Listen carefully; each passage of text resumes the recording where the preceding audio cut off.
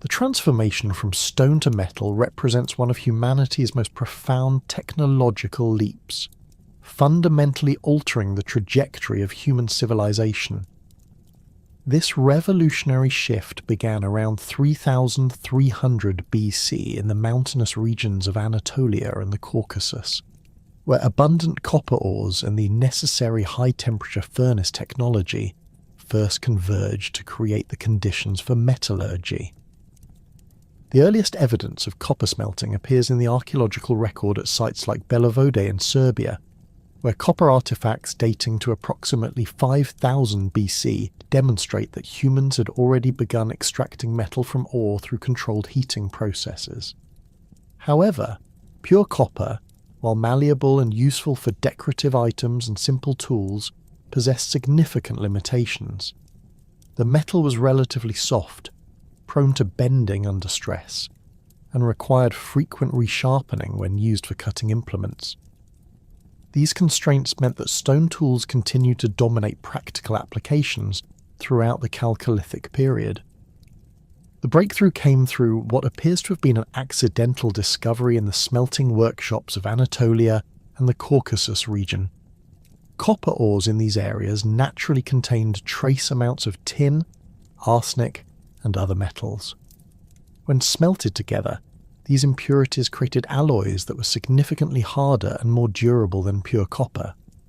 The most significant of these discoveries was bronze, created when tin comprised approximately 12% of the copper-tin mixture. This alloy possessed remarkable properties. It was harder than copper, held a sharper edge longer, and could be cast into complex shapes that were impossible to achieve with stone. Archaeological excavations at Arslan Tepe in eastern Anatolia have revealed sophisticated metallurgical workshops dating to 3350 BC, complete with furnaces capable of reaching temperatures exceeding 1000 degrees Celsius. These installations included bellows systems, crucibles, and specialized tools for handling molten metal. The discovery of tin ingots at these sites, some bearing distinctive markings that suggest systematic trade networks, indicates that metallurgists were deliberately seeking out tin sources to create bronze alloys rather than relying solely on natural impurities in copper ores. The site of Catalhoyuk, occupied continuously from approximately 7500 to 5700 BC, provides crucial insight into the gradual adoption of metal technology. The earliest levels of the settlement show exclusive use of obsidian and flint tools, with copper appearing only as small decorative objects like beads and pins. By the later occupation phases, copper tools become more common, though they supplement rather than replace stone implements. Excavations have uncovered copper axes, awls, and fishhooks alongside traditional stone scrapers and blades, suggesting a transitional period where both technologies coexisted. The workshops at Catalhoyuk reveal the emergence of specialized craftsmen who devoted their time exclusively to metalworking. These individuals possessed knowledge of ore identification, smelting temperatures, and alloy compositions that required years of training to master. Unlike stone tool production, which could be learned relatively quickly and practiced by most community members, metallurgy demanded dedicated specialists with access to specific raw materials and equipment. The Varna necropolis in Bulgaria, dating to approximately 4200 BC, provides perhaps the most dramatic evidence of the social transformations accompanying the adoption of metal technology. The cemetery contains over 300 graves, but the distribution of grave goods reveals stark inequalities that were largely absent from earlier Neolithic burials. Grave 43, belonging to a middle-aged male, contained over 1.5 kilograms of gold objects, including what may be the world's oldest worked gold artifacts. The burial also included copper axes, chisels, and a stone hammer axe, suggesting this individual held high status partly through control of metallurgical knowledge or resources. The contrast between elite burials like Grave 43 and simpler interments at Varna demonstrates the emergence of social stratification directly linked to metal technology. While some graves contained elaborate gold diadems, copper tools, and imported materials, others held only simple pottery vessels or were completely without grave goods. This disparity suggests that access to metal objects and the knowledge to produce them became markers of social status and economic power. Early Mesopotamian settlements provide additional evidence of this technological and social transformation. At Tel Es-Sawan in Iraq, dating to approximately 6000 BC, archaeologists have uncovered evidence of copper smelting alongside the development of irrigation agriculture. The site's layout shows distinct residential areas, with larger, more elaborate structures containing copper tools and ornaments, while smaller dwellings yielded primarily stone and ceramic artifacts. This spatial segregation reflects the emergence of social hierarchies, based partly on differential access to metal technology. The site of Tepe Gawra, occupied from approximately 5000 to 1500 BC, demonstrates the evolution of metallurgical techniques over time. Early levels show simple copper objects produced through cold hammering native copper, while later phases reveal evidence of sophisticated casting techniques using multi-piece molds. The discovery of a copper working quarter in level 8A, dating to approximately 3500 BC, includes furnaces, crucibles, and slag deposits, indicating large-scale metal production. The associated residential structures in this quarter were notably larger and better constructed than those in other parts of the settlement, suggesting that metallurgical specialists enjoyed elevated social status. The transition from stone to metal occurred at dramatically different rates across various regions and cultures. While Anatolian and Mesopotamian societies began adopting bronze technology around 3300 BC, European communities lagged significantly behind. The Bell-beaker culture, which spread across Western Europe between 2800 and 1800 BC, represents one of the earliest widespread adoption of copper and bronze technology in the region. Bell-beaker sites contain distinctive copper daggers, archery equipment, and ornamental objects, but stone tools remained dominant for everyday tasks. In Britain, the transition was even more gradual. The Amesbury archer, discovered near Stonehenge and dating to approximately 2300 BC, was buried with copper knives and gold ornaments that likely originated in continental Europe. However, contemporary British sites show continued reliance on flint tools for most practical purposes, with metal objects serving primarily ceremonial or status display functions. The full adoption of bronze technology in Britain did not occur until around 2000 BC, nearly 1,300 years after its development in Anatolia. The technological requirements for bronze production created the world's first truly international trade networks. Tin, essential for bronze production, occurred in relatively few locations worldwide. The primary sources included the Erzgebirge Mountains between modern Germany and Czech Republic, Cornwall in southwestern Britain, and parts of Central Asia. This scarcity meant that bronze-producing societies required extensive trade connections to maintain their technological advantage. Evidence for these early trade networks appears in the form of standardized ingot shapes found across vast distances. Ox-hide ingots, so named for their distinctive four-handled shape resembling a stretched animal hide, have been discovered from Cyprus to Sardinia, suggesting systematic exchange systems. These ingots, typically weighing between 20 and 30 kilograms, bore markings indicating their origin and purity, demonstrating sophisticated quality control measures. The social implications of these trade networks were profound. Communities that controlled tin sources or strategic trade routes accumulated wealth and power far beyond what their local resources would suggest. The site of Uluburun, a Bronze Age shipwreck off the Turkish coast dating to approximately 1300 BC, contained cargo from at least 7 different cultures including tin ingots from Central Asia, copper from Cyprus, amber from the Baltic, and ivory from Africa. This diversity illustrates how bronze production created interdependent economic relationships spanning continents. The emergence of specialized craftsmen fundamentally altered social organization within Bronze Age communities. Unlike Neolithic societies where most individuals possessed similar skill sets and contributed equally to community survival, bronze-producing societies required individuals with highly specialized knowledge. Master metalworkers commanded respect and resources, as their skills were essential for producing the tools and weapons that increasingly defined military and economic success. Archaeological evidence suggests these craftsmen often enjoyed elevated social status, comparable to religious leaders or warriors. At the site of Knossos in Crete, Linear B tablets dating to approximately 1450 BC record the names and occupations of palace personnel, including bronze smiths who received rations equal to those of high-ranking officials.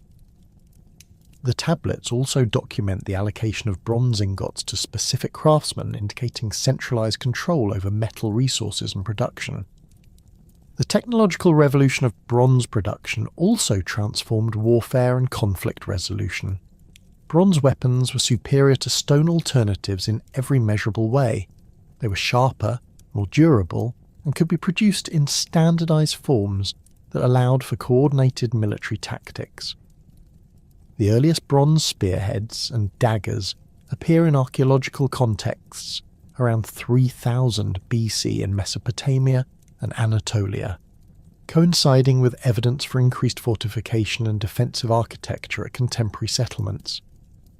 This military advantage created powerful incentives for societies to adopt bronze technology rapidly once they encountered it. Communities that failed to develop metallurgical capabilities found themselves at severe disadvantages in conflicts with bronze-equipped neighbours.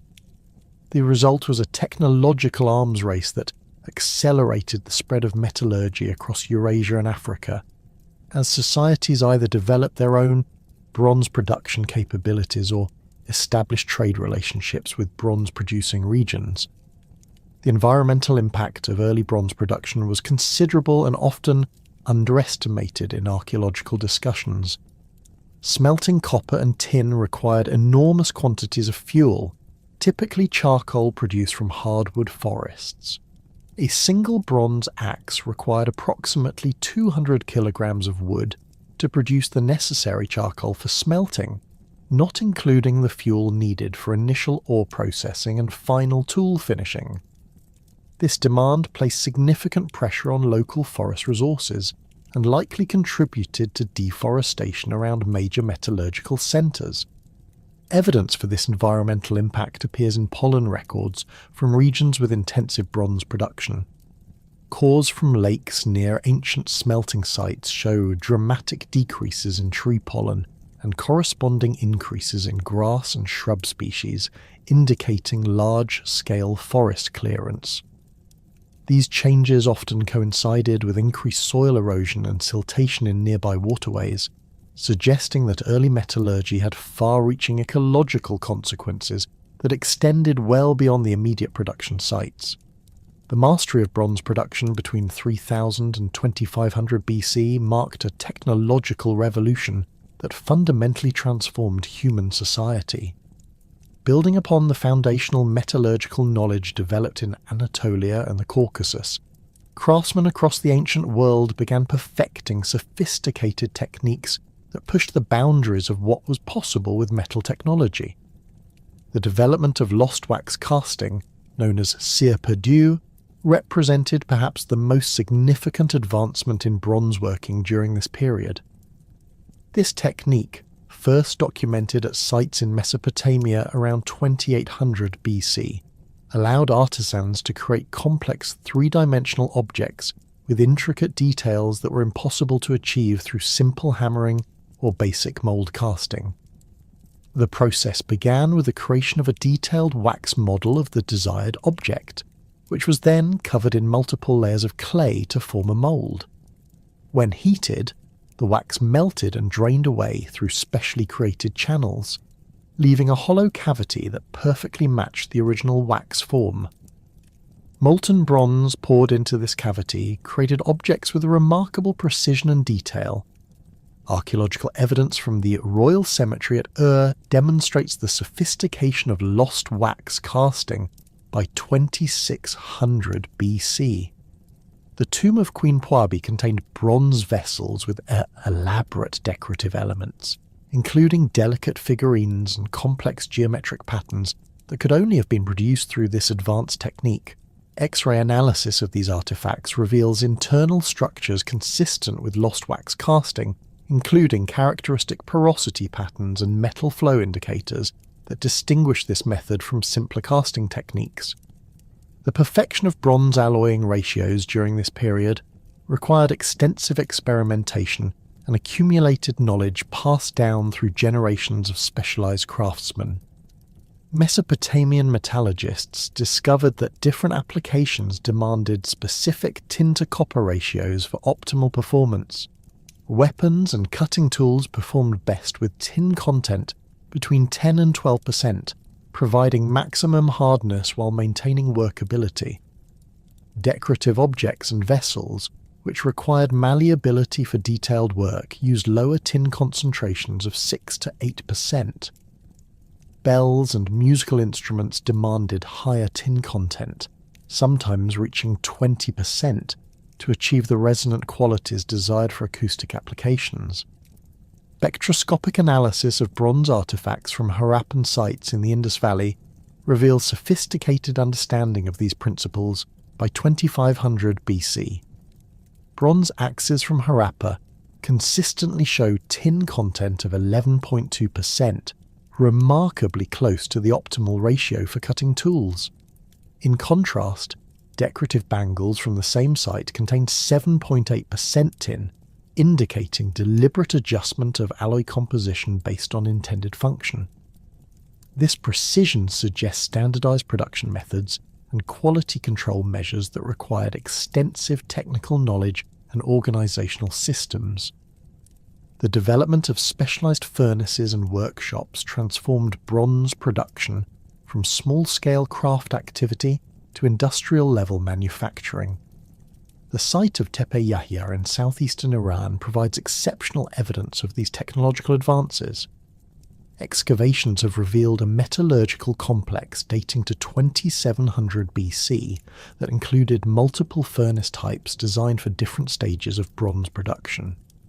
Primary smelting furnaces, constructed with thick ceramic walls and sophisticated air circulation systems, reached temperatures exceeding 1200 degrees Celsius through the use of leather bellows operated by teams of workers.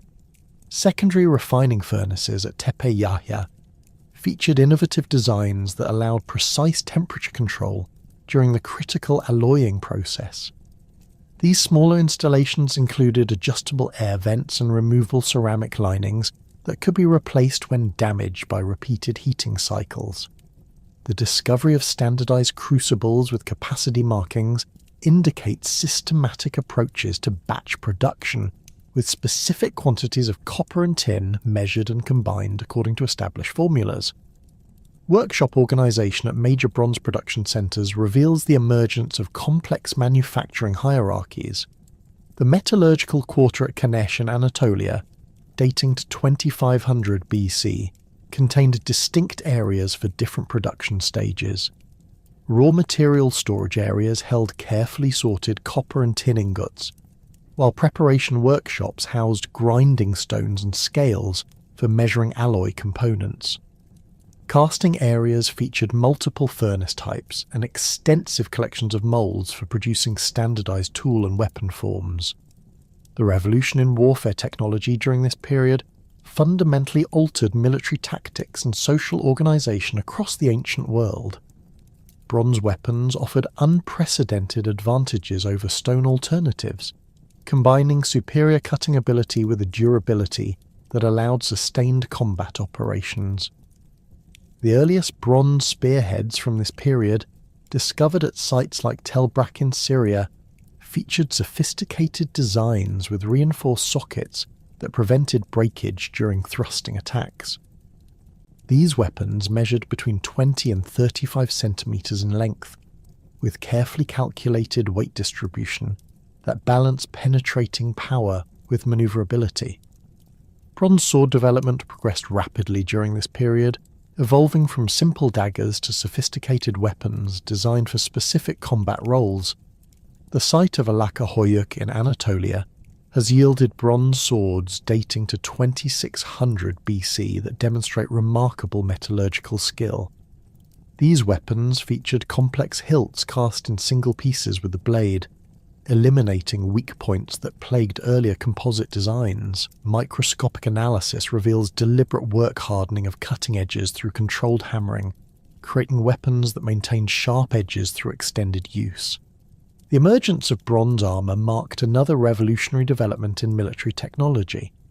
Early bronze helmets from sites in Mesopotamia and Anatolia show sophisticated understanding of protective design principles.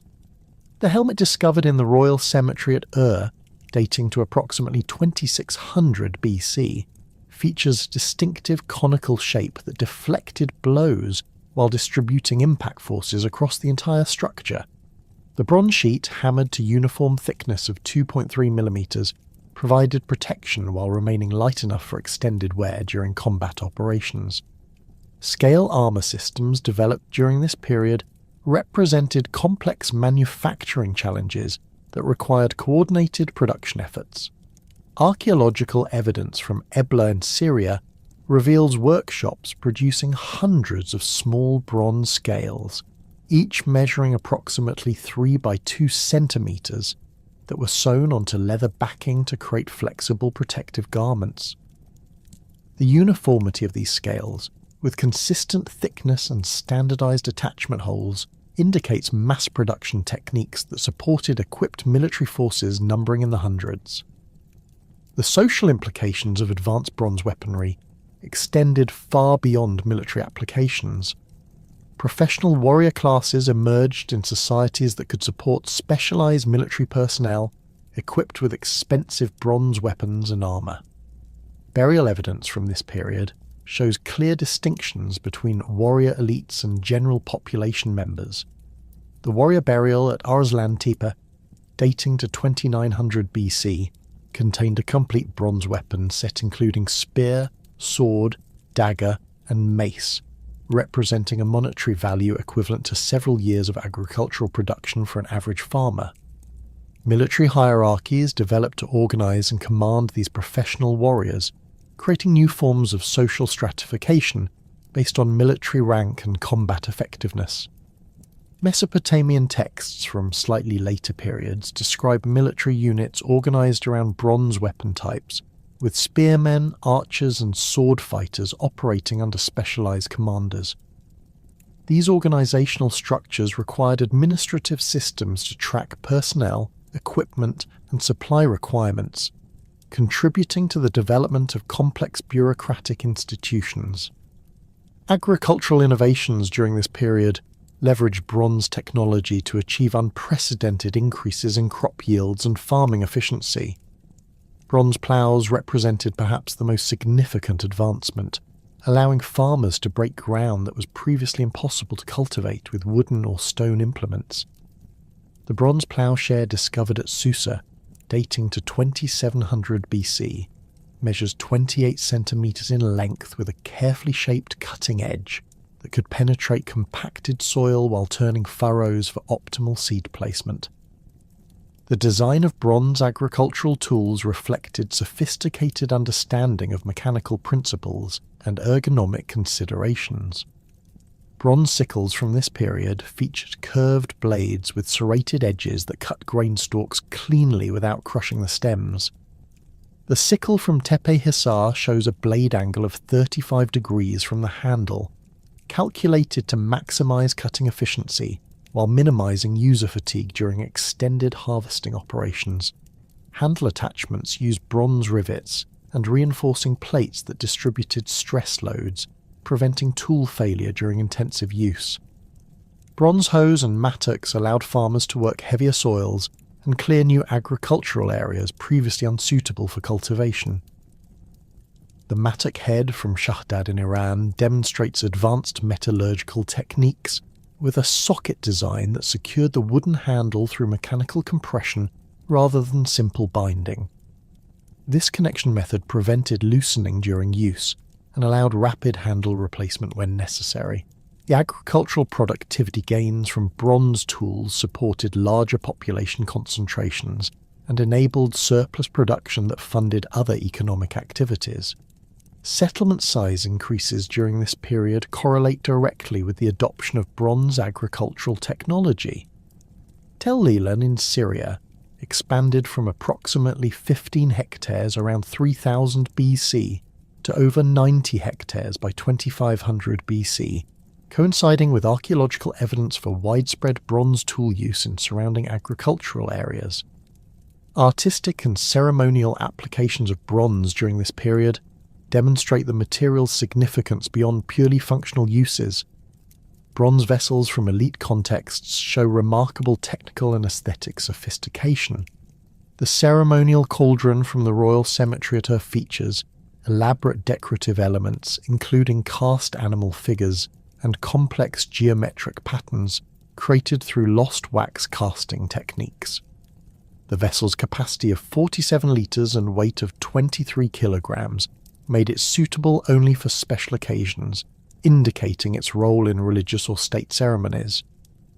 Religious artifacts from this period reveal bronze's symbolic associations with divine power and eternal durability. The bronze cult statue fragments from Tel Asma show sophisticated understanding of human anatomy and proportional relationships. These figures, ranging from 30 to 150 centimeters in height, feature inlaid eyes of shell and lapis lazuli that create remarkably lifelike appearances. The casting techniques required to produce these statues involved complex multi-piece molds and careful temperature control to prevent defects in the finished products. Jewelry and personal ornaments demonstrated bronze's versatility in creating intricate decorative objects. The bronze torque from Malaka Hoyuk shows sophisticated wire drawing techniques that produced uniform metal strands twisted into complex patterns. Analysis reveals that the wire diameter varies by less than 0.2 millimeters along its entire 85 centimeter length, indicating precise control over the drawing process and sophisticated quality standards. Architectural applications of bronze during this period included both structural and decorative elements that enhanced building functionality and aesthetic appeal. Bronze door fittings from a palace contexts show advanced mechanical understanding, with pivot systems and locking mechanisms that operated smoothly despite the material's weight.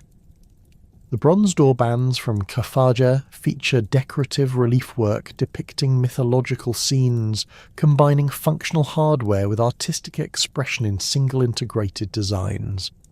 Monumental bronze sculptures from this period push the boundaries of casting technology and artistic expression. The life-size bronze figures from Mesopotamian temple contexts required sophisticated foundry operations involving multiple workers and carefully coordinated timing. The casting of large bronze objects demanded precise calculation of metal quantities, mould preparation, and cooling rates to prevent cracking or other defects that would ruin months of preparatory work.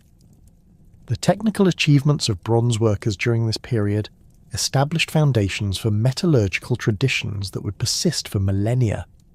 Their innovations in casting techniques, alloy composition, and workshop organization created production systems capable of supporting complex civilizations and their military, agricultural, and artistic requirements.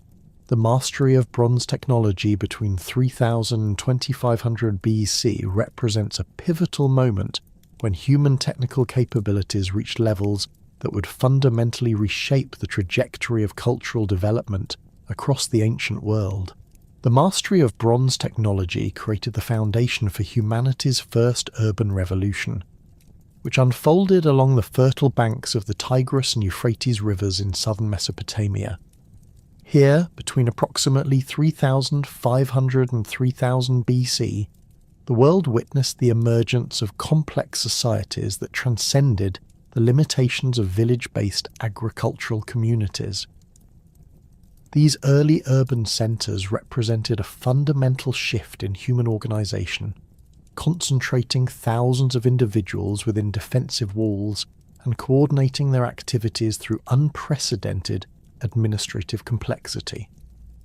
Uruk, the world's first true city, dominated the southern Mesopotamian landscape by 3200 BC, covering approximately 400 hectares and housing an estimated 40,000 to 50,000 inhabitants. Archaeological excavations have revealed a settlement organised around massive temple complexes, with the White Temple standing atop a 13-metre artificial platform that required coordinated labour from hundreds of workers over multiple construction seasons. The temple's limestone walls, precisely cut and fitted without mortar, demonstrate sophisticated engineering capabilities that demanded specialised craftsmen and centralised planning authority.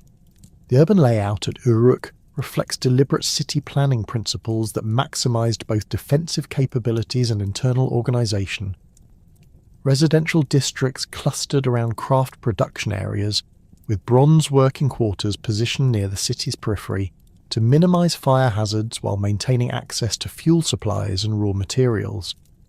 Excavations in the Iana precinct have uncovered standardised residential units, measuring approximately 8 by 12 metres, arranged in regular blocks separated by narrow streets that facilitated movement while conserving valuable urban space.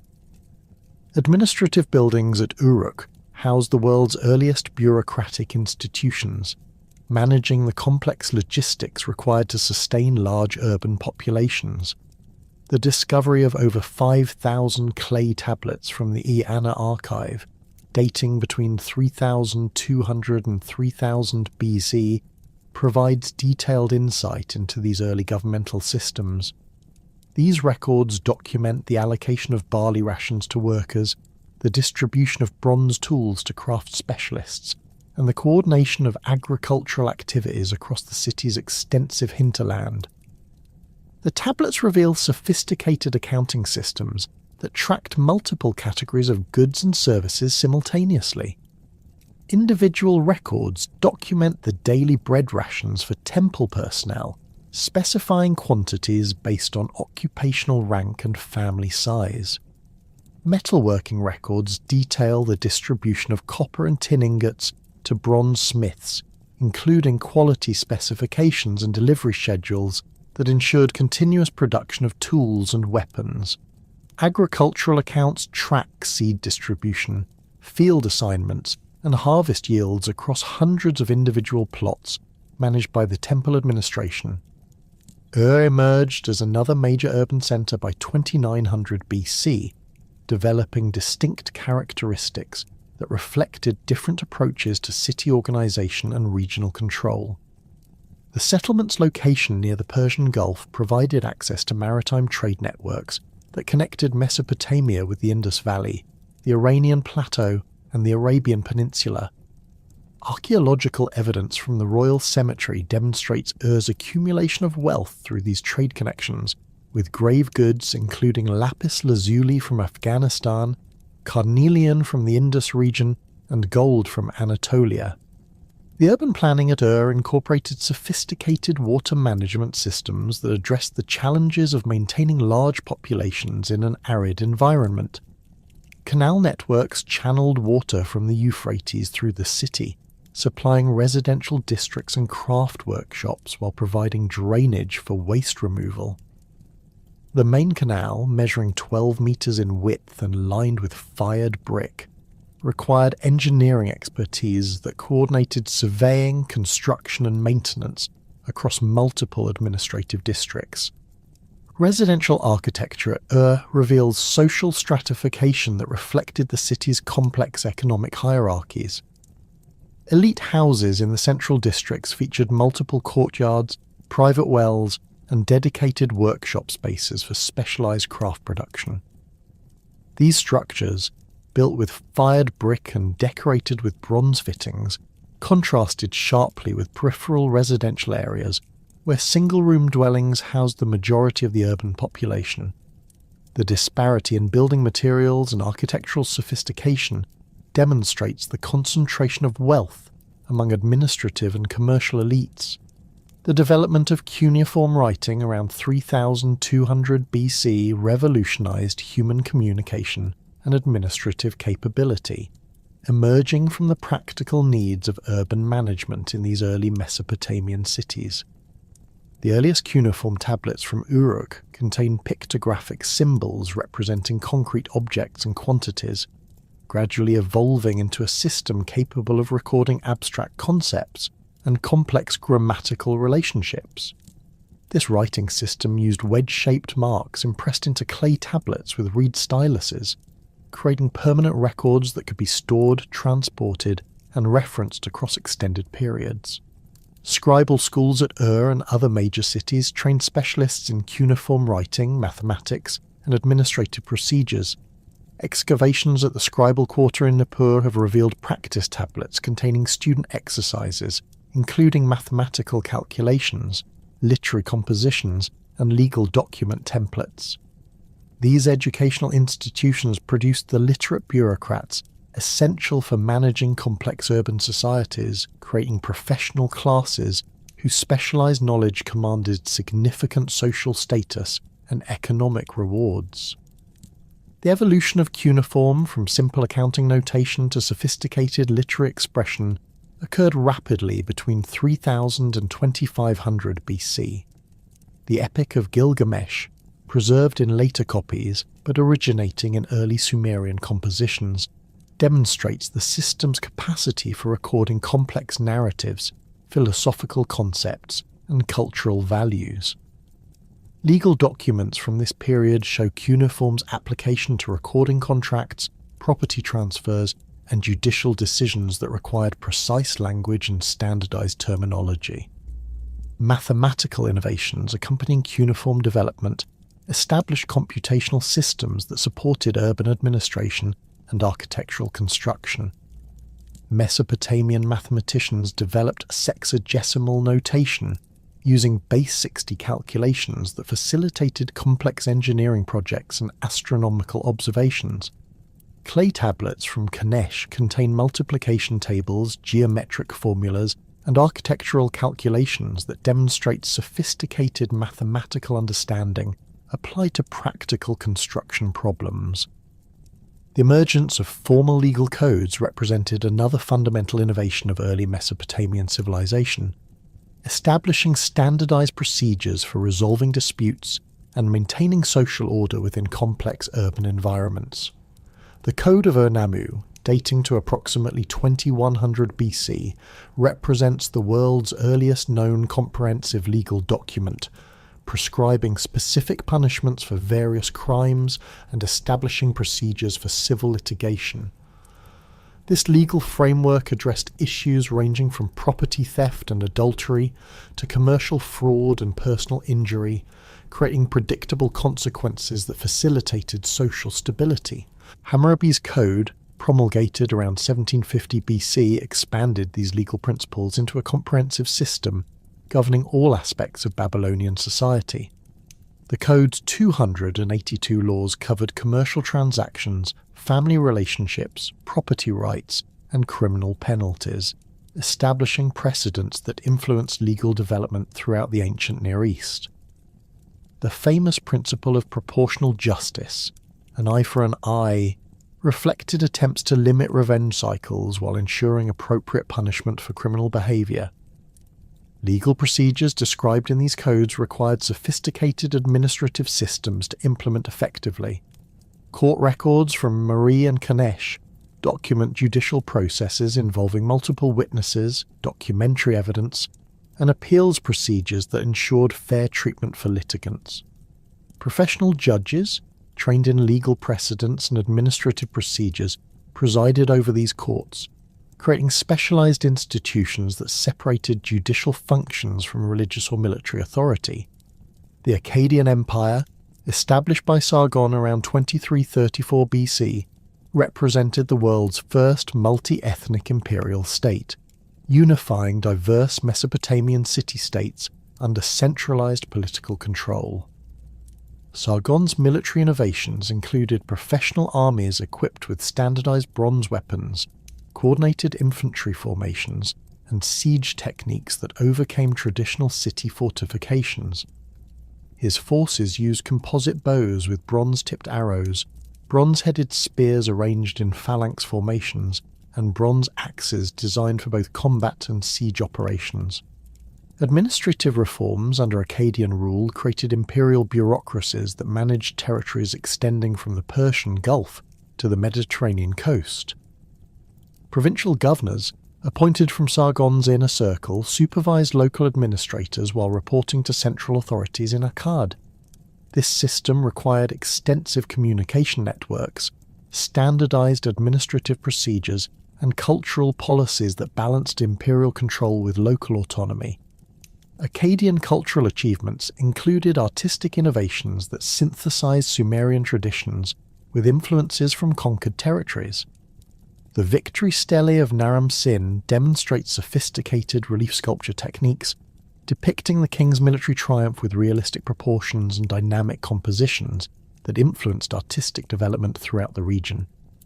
Bronze sculptures from this period show similar technical advancement, combining traditional Mesopotamian themes with naturalistic representation that reflected expanded cultural horizons. Trade networks under Akkadian administration extended throughout the known world, facilitating cultural exchange and technological diffusion on unprecedented scales. Akkadian merchants established trading posts from Anatolia to the Indus Valley, creating commercial relationships that persisted long after the empire's political collapse. These networks distributed Mesopotamian bronze-working techniques, cuneiform writing systems, and administrative practices across vast geographical areas. Babylonian achievements in mathematics and astronomy during the Old Babylonian period established scientific foundations that influenced intellectual development for millennia. Babylonian astronomers compiled detailed observational records of planetary movements, lunar cycles, and stellar positions that enabled accurate calendar calculations and agricultural planning. These observations, recorded on cuneiform tablets, demonstrate systematic data collection and mathematical analysis that approached modern scientific methodology. Mathematical innovations included advanced geometric techniques applied to architectural construction and land surveying. Babylonian mathematicians developed formulas for calculating areas of irregular fields, volumes of construction materials, and proportional relationships in architectural design. The famous Babylonian method for calculating square roots achieved remarkable accuracy through iterative approximation techniques that demonstrate sophisticated understanding of numerical relationships. Astronomical calculations enabled Babylonian scholars to predict eclipses, planetary conjunctions, and other celestial events with impressive precision. These capabilities had practical applications in agriculture, religious ceremonies, and political decision-making, establishing astronomy as an essential component of governmental administration. Babylonian astronomical knowledge spread throughout the ancient world through trade contacts and diplomatic relationships, influencing Greek, Persian, and Indian scientific traditions. Architectural achievements during the Babylonian period included massive construction projects that demonstrated advanced engineering capabilities and organizational efficiency. The ziggurat at Babylon, reconstructed during Nebuchadnezzar's reign but built upon earlier foundations, rose approximately 91 meters above the surrounding plain, requiring precise mathematical calculations to ensure structural stability. The monument's 7 ascending levels, connected by external staircases and internal ramps, accommodated religious ceremonies while serving as visible symbols of royal authority. The Assyrian Empire revolutionized military technology and organization, creating professional armies that dominated Near Eastern warfare for over 7 centuries. Assyrian military innovations included iron weapons that surpassed bronze alternatives in hardness and durability, siege engines capable of breaching massive fortifications, and cavalry units that provided unprecedented battlefield mobility. These technological advantages, combined with systematic military organisation and brutal psychological warfare, enabled Assyrian expansion from Mesopotamia to Egypt and Anatolia. Assyrian siege warfare employed sophisticated engineering techniques that overcame traditional defensive strategies. Siege engines included battering rams mounted on wheeled platforms, scaling towers that enabled assault troops to attack wall tops, and catapults that launched projectiles over fortifications. Archaeological evidence from Lachish demonstrates Assyrian siege methods, with excavated siege ramps showing systematic approaches to fortress reduction that combined engineering expertise with overwhelming force. Military organisation under Assyrian rule created professional armies numbering in the tens of thousands, supported by extensive logistics systems and standardised equipment production. Assyrian workshops produced weapons and armour in standardised patterns, enabling rapid replacement of battlefield losses and consistent training procedures. Administrative records document supply chains that provided food, equipment, and reinforcements to armies operating hundreds of kilometres from Assyrian territory. Psychological warfare tactics included deliberate brutality designed to discourage resistance and facilitate rapid conquest. Assyrian reliefs from Nineveh depict impaled prisoners, flayed captives, and destroyed cities that served as warnings to potential enemies. These images, combined with written accounts of Assyrian cruelty, created reputations that often enabled conquest through intimidation rather than actual combat. Administrative innovations under Assyrian rule included provincial systems that balanced central control with local administration, communication networks that enabled rapid information transmission across the empire, and cultural policies that managed diverse ethnic populations. Assyrian governors supervised local officials while implementing imperial policies, creating administrative hierarchies that maintained order across vast territories with diverse populations and conflicting interests. Trade networks during the Assyrian period extended from Central Asia to the Atlantic coast, creating commercial relationships that facilitated cultural exchange and technological diffusion throughout the known world. Assyrian merchants operated under imperial protection, establishing trading posts and commercial relationships that persisted beyond the empire's political boundaries. These networks distributed Mesopotamian technologies, artistic styles, and administrative practices across 3 continents, creating cultural connections that influenced civilizational development for centuries. The Nile River's annual flood cycle created conditions fundamentally different from the unpredictable rainfall patterns that shaped Mesopotamian civilization, establishing Egypt as a unified territorial state rather than a collection of competing city-states. Around 3100 BC, the legendary pharaoh Narmer accomplished the political unification of Upper and Lower Egypt, creating the world's first nation-state through military conquest and diplomatic alliance. Archaeological evidence from Hierakonpolis demonstrates the sophisticated bronze weaponry that enabled this unification, including ceremonial mace heads weighing over 2 kilograms and bronze-tipped spears designed for both combat and ceremonial display. The Narmer palette, discovered at Hierakonpolis and dating to approximately 3100 BC, depicts the pharaoh wearing the white crown of Upper Egypt on one side and the red crown of Lower Egypt on the reverse, symbolically representing the merger of these previously independent regions. The palette's intricate carvings show bound prisoners, decapitated enemies, and tribute bearers, illustrating the military conquest that preceded political integration. Bronze implements appear throughout these scenes, including ceremonial weapons that demonstrate the metal's association with royal authority and divine kingship. Divine kingship concepts emerged during the early dynastic period as pharaohs established themselves as living gods, responsible for maintaining cosmic order through their earthly rule.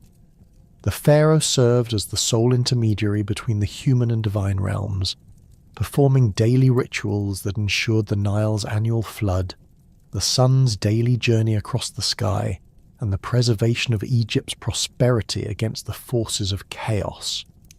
This religious framework provided ideological justification for absolute monarchy while creating administrative systems that coordinated activities across Egypt's 1,000 kilometre length. Royal burial practices during the early dynastic period reflected these divine kingship concepts through massive tomb constructions that required coordinated labour from thousands of workers. The tomb of Den at Abydos, dating to approximately 2950 BC, featured a burial chamber measuring 11 by 9 metres, surrounded by subsidiary burials of servants and officials who accompanied the pharaoh into the afterlife. Bronze grave goods included ceremonial daggers, ritual vessels, and personal ornaments that demonstrated the metal's significance in royal mortuary practices. Administrative developments during this period established bureaucratic institutions that managed Egypt's agricultural resources, craft production, and trade relationships with neighbouring regions. Hieroglyphic inscriptions from royal tombs document titles and responsibilities of court officials, including overseer of bronze workers, controller of the treasury, and master of royal construction projects. These positions required literacy, mathematical skills, and specialised knowledge that created professional administrative classes distinct from the general population. The transition to the Old Kingdom around 2686 BC marked Egypt's emergence as a major Bronze Age power, characterised by unprecedented architectural achievements and sophisticated state organisation. The Pharaoh Djoser's Step Pyramid at Saqqara, designed by the architect Imhotep around 2670 BC, established architectural principles that would define Egyptian monumental construction for the next millennium. The pyramid's 6-step structure rose 62 metres above the surrounding desert, requiring precise mathematical calculations and engineering expertise that coordinated the efforts of specialised work gangs over multiple construction seasons. Construction techniques for the step pyramid employed bronze tools that enabled precision stone cutting impossible with earlier copper implements. Archaeological excavations at Saqqara have uncovered bronze chisels, saws, and measuring instruments used by stonemasons to achieve the uniform block sizes and precise joint fitting that characterised Old Kingdom architecture. The pyramid's internal chambers feature granite blocks weighing up to 15 tons, positioned with tolerances measured in millimetres through the use of bronze levers, ramps, and measuring devices. The Great Pyramid of Khufu at Giza, completed around 2560 BC, represents the pinnacle of Old Kingdom engineering achievement and organisational capability. The monument's base covers 13.1 acres with sides measuring 230 metres in length, aligned to cardinal directions with accuracy exceeding 99.9%. Construction required approximately 2.3 million stone blocks averaging 2.5 tons each, quarried, transported, and positioned through systematic work organisation that employed an estimated 20,000 workers during peak construction periods. Bronze tools discovered in workers' villages near the Giza pyramids demonstrate the technological foundation for these massive construction projects. Copper and bronze implements included specialised stone-cutting chisels with hardened edges, bronze-tipped wooden levers for moving heavy blocks, and precision measuring tools that ensured architectural accuracy. The workers' cemetery contains graves of individuals with skeletal evidence of heavy labour, buried with bronze tools that indicate their specialised roles in pyramid construction. Khafra's pyramid complex, completed around 2532 BC, incorporated architectural innovations that reflected advancing engineering capabilities and expanded religious concepts. The complex included a valley temple connected to the pyramid by a covered causeway, demonstrating sophisticated understanding of ceremonial architecture and processional requirements. The Great Sphinx, carved from a single limestone outcrop, measures 73 metres in length and 20 metres in height, requiring coordinated efforts from teams of sculptors working with bronze tools over multiple years. State organisation during the Old Kingdom created administrative systems that managed Egypt's resources with remarkable efficiency, enabling the concentration of wealth and labour necessary for monumental construction projects. Provincial governors, appointed by the pharaoh, supervised local officials while coordinating tribute collection, labour recruitment, and resource allocation according to central directives. Administrative papyri from this period document systematic record-keeping that tracked agricultural production, craft output, and population statistics across Egypt's numerous administrative districts. The Palermo Stone, a fragmentary royal chronicle dating to the 5th dynasty, records annual Nile flood levels, tax assessments, and major construction projects that demonstrate systematic governmental planning extending across multiple reigns. These records show coordinated economic policies that balanced agricultural production with monumental construction, maintaining social stability while achieving architectural goals that required decades of sustained effort. The stone documents bronze production statistics, including quantities of metal allocated to specific projects and workshops throughout Egypt. Pyramid construction logistics required sophisticated supply chains that coordinated activities across hundreds of kilometres. Limestone quarries at Tura, located 15 kilometres south of Giza, supplied fine-quality stone for pyramid casing through Nile transport systems that moved blocks weighing up to 15 tons. Granite quarries at Aswan, 800 kilometres south of Giza, provided specialised stone for internal chambers through river transport operations that required seasonal coordination with Nile flood cycles. Workers' villages near pyramid construction sites housed permanent populations of skilled craftsmen, including stonemasons, bronze workers, carpenters, and supervisors who maintained construction operations year-round. Archaeological excavations at these settlements reveal standardised housing units, communal cooking facilities, and workshop areas equipped with bronze tools and specialised equipment. Medical papyri describe treatment procedures for construction injuries, indicating systematic healthcare provision for workers engaged in dangerous occupations. The Middle Kingdom period, beginning around 2055 BC with the reunification under Mentuhotep II, marked Egypt's cultural renaissance and territorial expansion beyond the Nile Valley. Pharaohs of the 12th dynasty established permanent Egyptian presence in Nubia, constructing fortress chains that controlled gold mining operations and trade routes connecting Egypt with sub-Saharan Africa. The fortress at Buhen, built during Senusret I's reign around 1950 BC, featured massive mud brick walls reinforced with bronze fittings and defensive systems that incorporated advanced military engineering principles. Nubian gold mines operated under Egyptian control provided the precious metal that financed Middle Kingdom expansion and monumental construction projects. Archaeological evidence from mining sites shows systematic extraction operations, employing thousands of workers supervised by Egyptian administrators. Bronze mining tools, including picks, hammers, and ore processing equipment, enabled extraction operations that produced hundreds of kilograms of gold annually for the royal treasury. Cultural achievements during the Middle Kingdom included literary masterpieces that established Egyptian literature as a sophisticated artistic medium.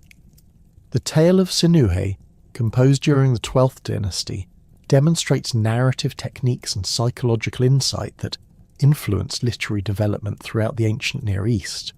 The story describes an Egyptian official's adventures in foreign lands, providing detailed descriptions of Bronze Age warfare, diplomatic practices, and cultural differences between Egypt and its neighbours. Middle Kingdom art and architecture reflected renewed confidence and expanded cultural horizons through realistic portraiture and architectural innovations that departed from Old Kingdom conventions.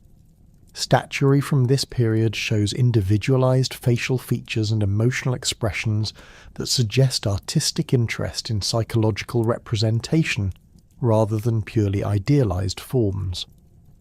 Bronze working reached new levels of sophistication, producing ceremonial weapons, jewelry, and ritual objects that demonstrate advanced metallurgical techniques.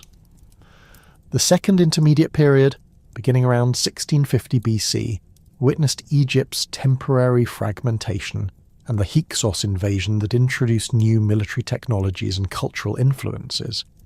The Hyksos, likely originating from the Levantine region, established control over northern Egypt through superior bronze weaponry, horse-drawn chariots, and composite bows that gave them decisive military advantages over traditional Egyptian forces. Archaeological evidence from Tel el-Dabair shows Hyksos settlements with distinctly non-Egyptian material culture, including bronze weapons types unknown in earlier Egyptian contexts.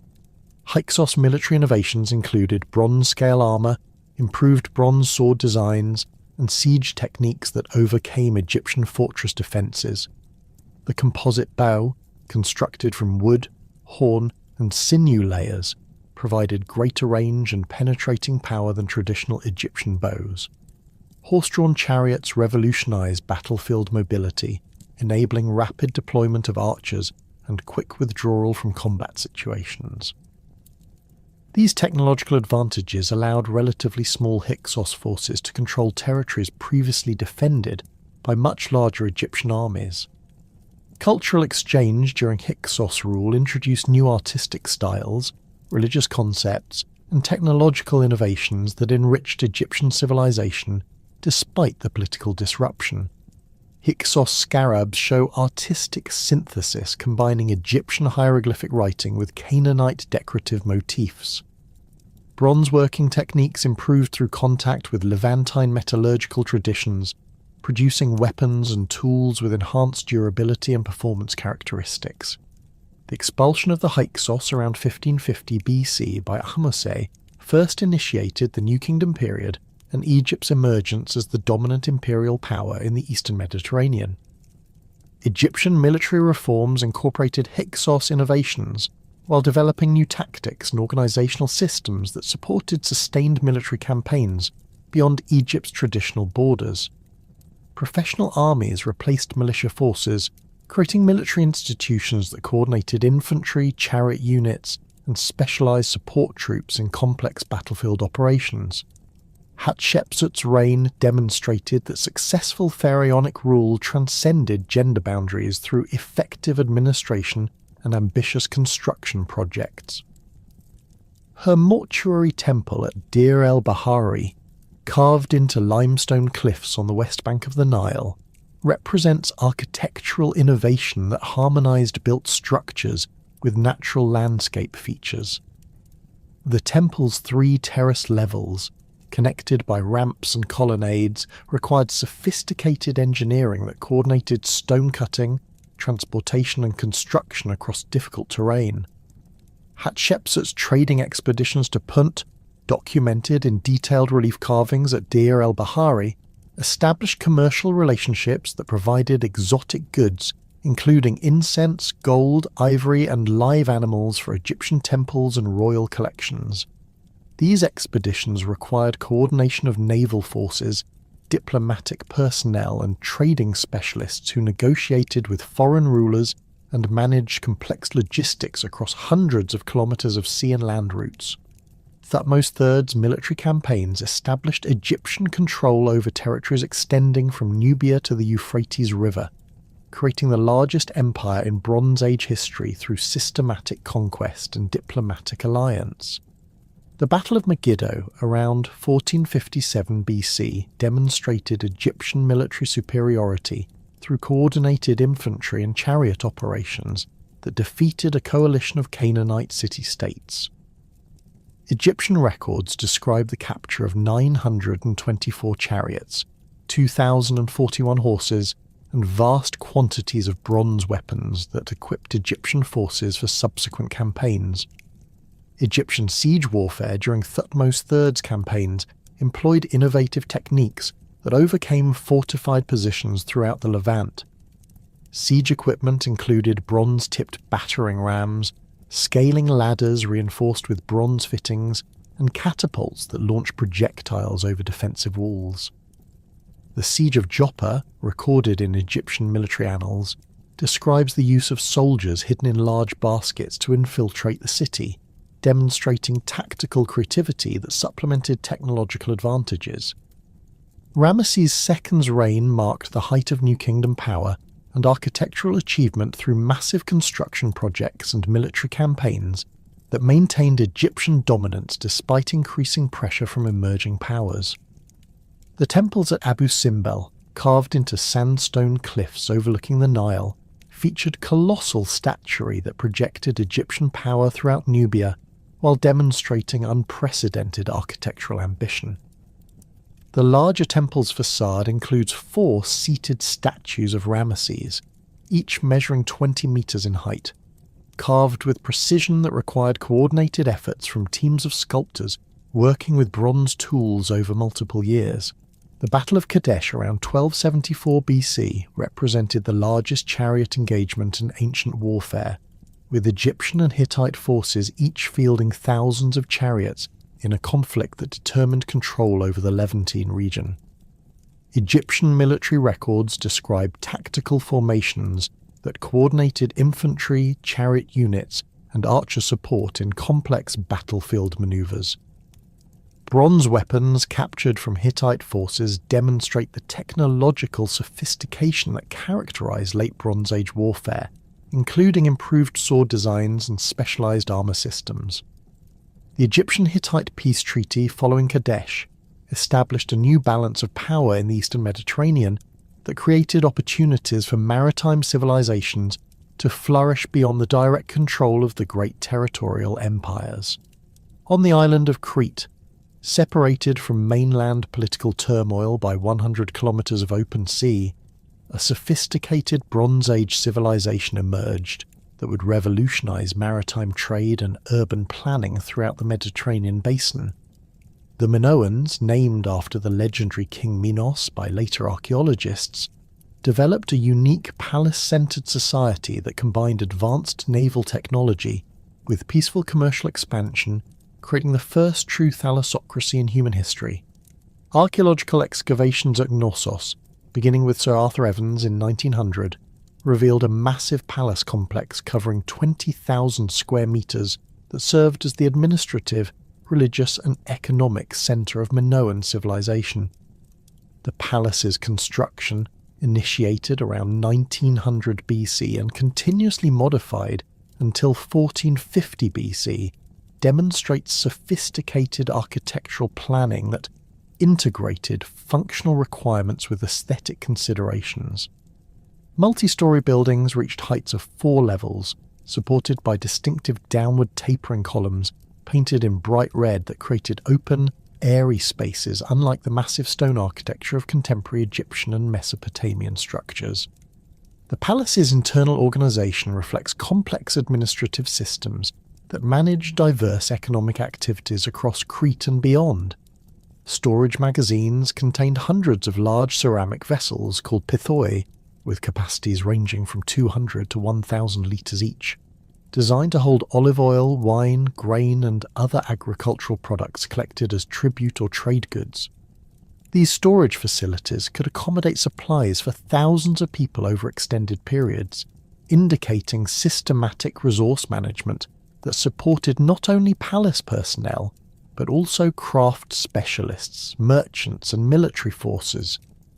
Minoan hydraulic engineering achievements at Knossos included sophisticated water management systems that provided fresh water supply, waste removal, and even indoor plumbing facilities that would not be matched in Europe until the Roman period.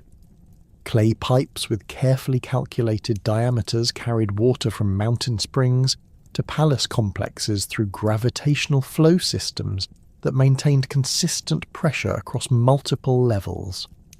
Drainage systems included stone-lined channels that removed wastewater and rainwater runoff, preventing structural damage while maintaining sanitary conditions for dense urban populations.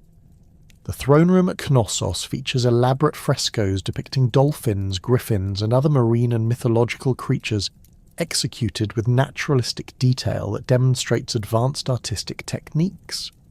These paintings used mineral pigments that retain brilliant colours for over 3,000 years, applied to lime plaster surfaces through fresco techniques that required rapid, skilled execution before the plaster dried. The artistic style emphasises movement, natural forms, and vibrant colours that contrast sharply with the more static, formal artistic conventions of contemporary Near Eastern civilizations. Linear script used throughout Minoan administrative records remains undeciphered despite intensive scholarly efforts spanning over a century. Clay tablets from Knossos and other palace sites contained thousands of Linear A inscriptions that clearly served administrative functions, recording transactions, inventories, and personnel assignments. The script's syllabic structure suggests relationships to later Greek Linear B, but the underlying language appears unrelated to any known Indo-European family, indicating that Minoan civilization developed independently of the cultural traditions that dominated mainland Europe and Asia. Minoan maritime technology enabled commercial networks that extended from the Black Sea to the Atlantic coast of Spain, creating the Bronze Age Mediterranean's most extensive trading system. Harbour installations at Komos show sophisticated port facilities with stone quays, warehouses, and ship maintenance areas that could accommodate vessels up to 20 metres in length. These ships, reconstructed from artistic depictions and archaeological remains, featured deep keels for stability in rough seas, square sails for long-distance travel, and banks of oars for manoeuvring in harbours and during calm conditions. Trade goods from Minoan contexts demonstrate the civilization's commercial reach and the diversity of products that flowed through Cretan ports. Amber from the Baltic region, tin from Cornwall and Central Europe, ivory from Africa, and lapis lazuli from Afghanistan appear in Minoan archaeological sites, indicating trade relationships that spanned the known world. Minoan exports included high-quality pottery, bronze weapons and tools, textiles dyed with expensive purple murex shells, and agricultural products like olive oil and wine that commanded premium prices in foreign markets. The palace at Phaistos, located in south-central Crete, reveals architectural innovations that adapted palace design principles to different topographical conditions while maintaining consistent administrative functions. Built on a hilltop overlooking the Mezara plain, Phaistos featured terraced construction that followed natural contours while providing defensive advantages and impressive visual impact. The palace's grand staircase, carved from local limestone and measuring 14 metres in width, created ceremonial approaches that emphasised royal authority while accommodating large gatherings for religious or administrative purposes. Storage facilities at Phaistos included specialised areas for different product types, with separate magazines for liquid storage, grain storage, and craft materials. Bronze working areas within the palace complex contained furnaces, moulds, and tool collections that demonstrate local metal production capabilities. The discovery of copper ingots marked with Minoan symbols indicates systematic quality control and standardised production methods that supported both local consumption and export trade. Minoan religious practices, reconstructed from artistic depictions and archaeological evidence, emphasised nature worship and female deities that contrasted with the male-dominated pantheons of contemporary civilizations. The famous snake goddess figurines from Knossos show elaborately dressed female figures holding serpents, possibly representing earth or fertility goddesses central to Minoan religious beliefs. Bull-leaping frescoes depict young men and women performing acrobatic feats with live bulls, suggesting religious ceremonies that combined athletic skill with ritual significance. Sacred caves throughout Crete served as religious centres, where Minoans deposited bronze weapons, jewellery and ceramic vessels as offerings to their deities. The Dictaean cave, legendary birthplace of Zeus in later Greek mythology, contains Bronze Age deposits spanning over 1,000 years, indicating continuous religious use throughout Minoan civilization. These offerings include miniature bronze double axes, sacred symbols that appear throughout Minoan art and architecture, suggesting religious continuity that transcended political changes.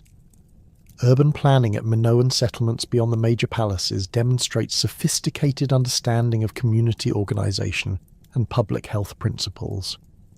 The town of Gurnia, excavated in the early 20th century, shows carefully planned streets with stone paving, standardised housing units, and centralised craft production areas. Bronzeworking shops, pottery kilns, and textile production facilities were positioned to minimise fire hazards while maintaining efficient workflows that supported both local consumption and export production. Minoan influence throughout the Eastern Mediterranean appears in artistic styles, architectural techniques, and technological innovations that spread through trade contacts and cultural exchange. Frescoes at Tel el Daba in Egypt show distinctly Minoan artistic styles, possibly created by Cretan artists working at foreign courts or by local artists trained in Minoan techniques. Bronze weapons and tools found throughout the Eastern Mediterranean show Minoan design characteristics, indicating either direct export of Cretan products or local production using Minoan technological knowledge. The mysterious collapse of Minoan civilization around 1450 BC remains one of archaeology's most debated questions, with evidence supporting multiple possible explanations that may have operated simultaneously.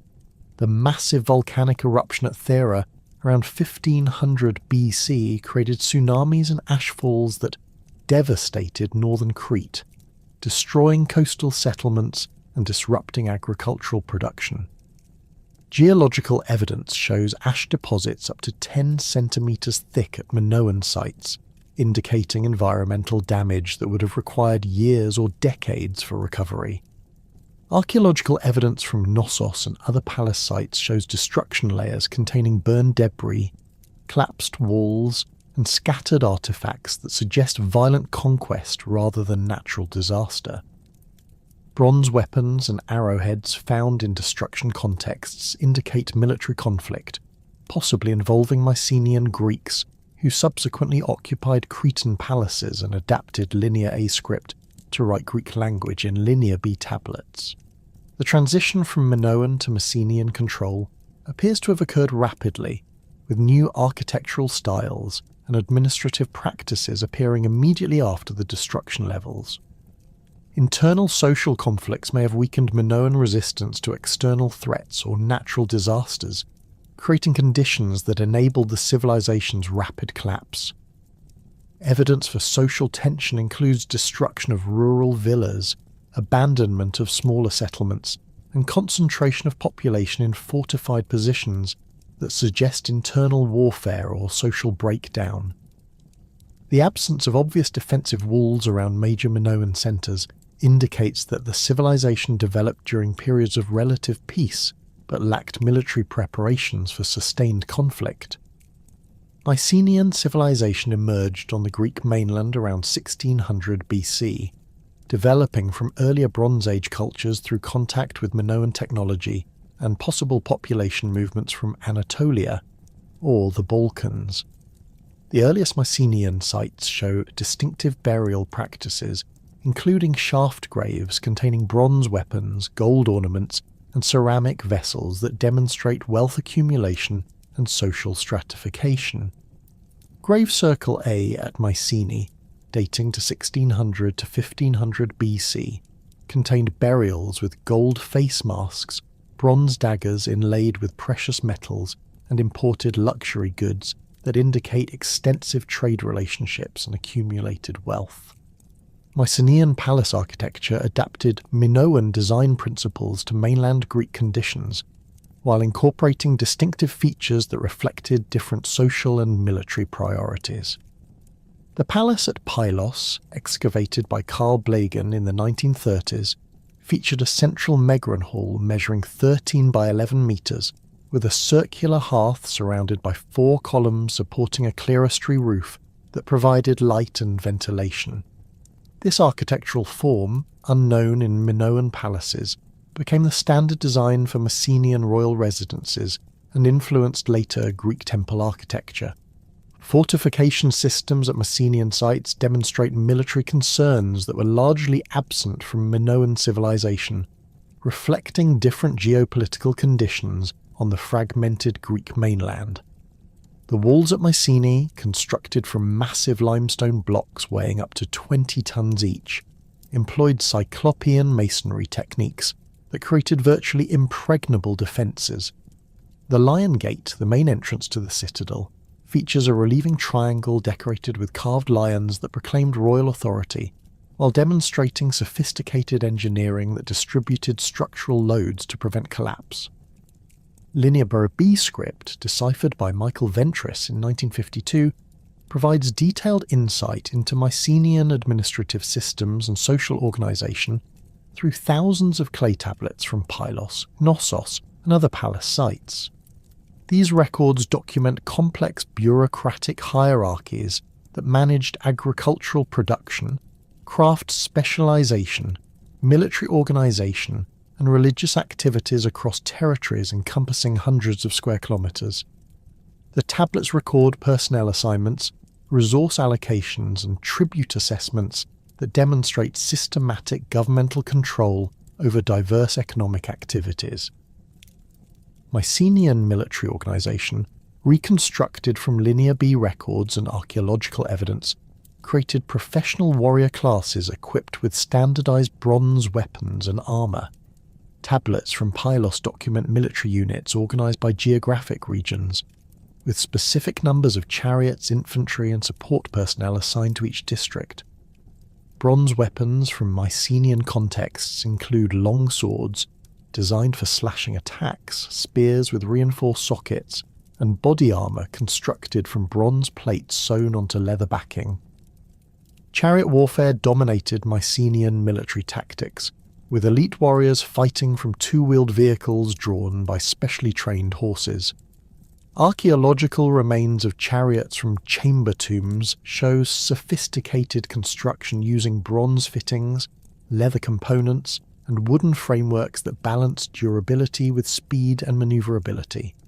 Linear B tablets record chariot inventories, maintenance requirements, and personnel assignments that indicate systematic military organisation comparable to contemporary Near Eastern armies. Trade relationships established by Mycenaean merchants extended throughout the Mediterranean, creating commercial networks that distributed Greek products while importing raw materials and luxury goods.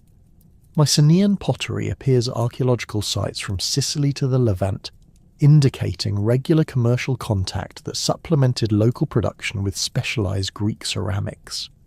Bronze weapons and tools of Mycenaean manufacture have been found throughout the eastern Mediterranean, suggesting export of military equipment to foreign markets. The palace at Tiryns, with walls measuring up to 17 metres in thickness, demonstrates Mycenaean engineering capabilities applied to defensive architecture. Internal galleries within the walls provided protected movement routes and storage areas that could sustain sieges lasting months or years. The palace's water supply system included underground cisterns and protected access routes to external springs that ensured survival during extended blockades. Mycenaean religious practices, documented in Linear B tablets and archaeological evidence, combined indigenous Greek traditions with influences from Minoan and Near Eastern cultures. Tablets from Pylos record offerings to deities including Poseidon, Zeus, and Hera, indicating religious continuity that connected Mycenaean beliefs with later classical Greek religion. Religious ceremonies included animal sacrifices, processions, and festivals that required coordination of personnel and resources across multiple administrative districts. Warrior burials throughout the Mycenaean world demonstrate the civilization's military values and social hierarchies based on combat prowess and martial achievement. Chamber tombs at Mycenae contain bronze weapons, armour, and horse equipment that indicate warrior status, while grave goods reflect individual military accomplishments and social rank. The famous warrior vase from Mycenae depicts armed soldiers in standardized equipment marching in formation, suggesting military organization and training that created effective fighting forces. The Bronze Age collapse around 1200 BC devastated Mycenaean civilization through a combination of factors that remain incompletely understood despite extensive archaeological investigation. Destruction layers at major Mycenaean sites contain burned debris, collapsed structures, and evidence of violent conflict that suggests military conquest or internal warfare. The timing of these destructions, occurring within a few decades across multiple sites, indicates coordinated attacks or widespread social breakdown rather than isolated local conflicts. Sea peoples mentioned in Egyptian records from this period appear to have played significant roles in Bronze Age Mediterranean disruptions, possibly including attacks on Mycenaean territories. Egyptian inscriptions describe naval battles and land campaigns against confederations of foreign peoples whose origins and motivations remain disputed among scholars. Archaeological evidence for population movements and cultural changes throughout the eastern Mediterranean supports theories of large-scale migrations or invasions that disrupted established political systems. Climate change during the late 13th and early 12th centuries BC may have created agricultural crises that weakened Mycenaean society and contributed to political instability. Paleoclimatic evidence indicates cooling temperatures and reduced rainfall that would have decreased agricultural productivity throughout the eastern Mediterranean. These environmental pressures could have triggered population movements, resource conflicts, and social tensions that made Mycenaean civilization vulnerable to external attacks or internal collapse. The transition to the Greek Dark Ages following Mycenaean collapse involved dramatic population decline, technological regression, and cultural simplification that lasted approximately 400 years. Archaeological evidence shows abandonment of major settlements, cessation of monumental construction, and loss of literacy as Linear B script disappeared from use. Bronze working continued at reduced levels, but the sophisticated administrative systems, international trade networks, and military organizations that characterize Mycenaean civilization vanished almost completely, creating conditions that required centuries of gradual recovery and cultural redevelopment. While Mycenaean warriors clashed with bronze swords across the Aegean and Egyptian pharaohs commanded vast armies along the Nile, a remarkably different Bronze Age civilization flourished across the vast river plains of the Indus Valley in present-day Pakistan and northwestern India. The Harappan civilization, named after its first excavated site discovered in 1921, developed urban planning principles and technological innovations that in many ways surpassed their contemporary civilizations, yet left behind one of archaeology's most enduring mysteries through their undeciphered script and enigmatic disappearance. The twin cities of Harappa and Mohenjo-Daro, separated by over 600 kilometers along the Indus River, demonstrate unprecedented standardization in urban planning that suggests centralized authority coordinating construction across vast distances. Mohenjo-Daro, covering approximately 250 hectares at its peak around 2500 BC, housed an estimated 40,000 inhabitants within a carefully planned grid system of streets running precisely north-south and east-west. The main thoroughfares measured 10 metres in width, wide enough for 2 ox-drawn carts to pass comfortably, while secondary streets maintained consistent widths of 3 to 4 metres throughout the city. The city's most remarkable feature was its sophisticated drainage system, unmatched by any contemporary civilization and not equalled in the Indian subcontinent until British colonial engineering projects 4,000 years later. Every house connected to covered drains constructed from precisely fitted baked bricks, with manholes positioned at regular intervals for maintenance access.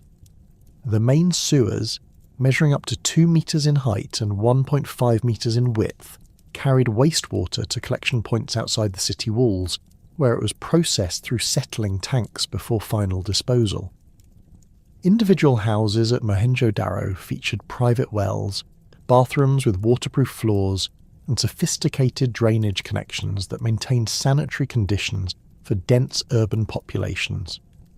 The Great Bath, measuring 12 by 7 metres and 2.4 metres deep, demonstrates advanced hydraulic engineering with waterproof bitumen lining and precise inflow and outflow systems that maintained water levels while preventing contamination.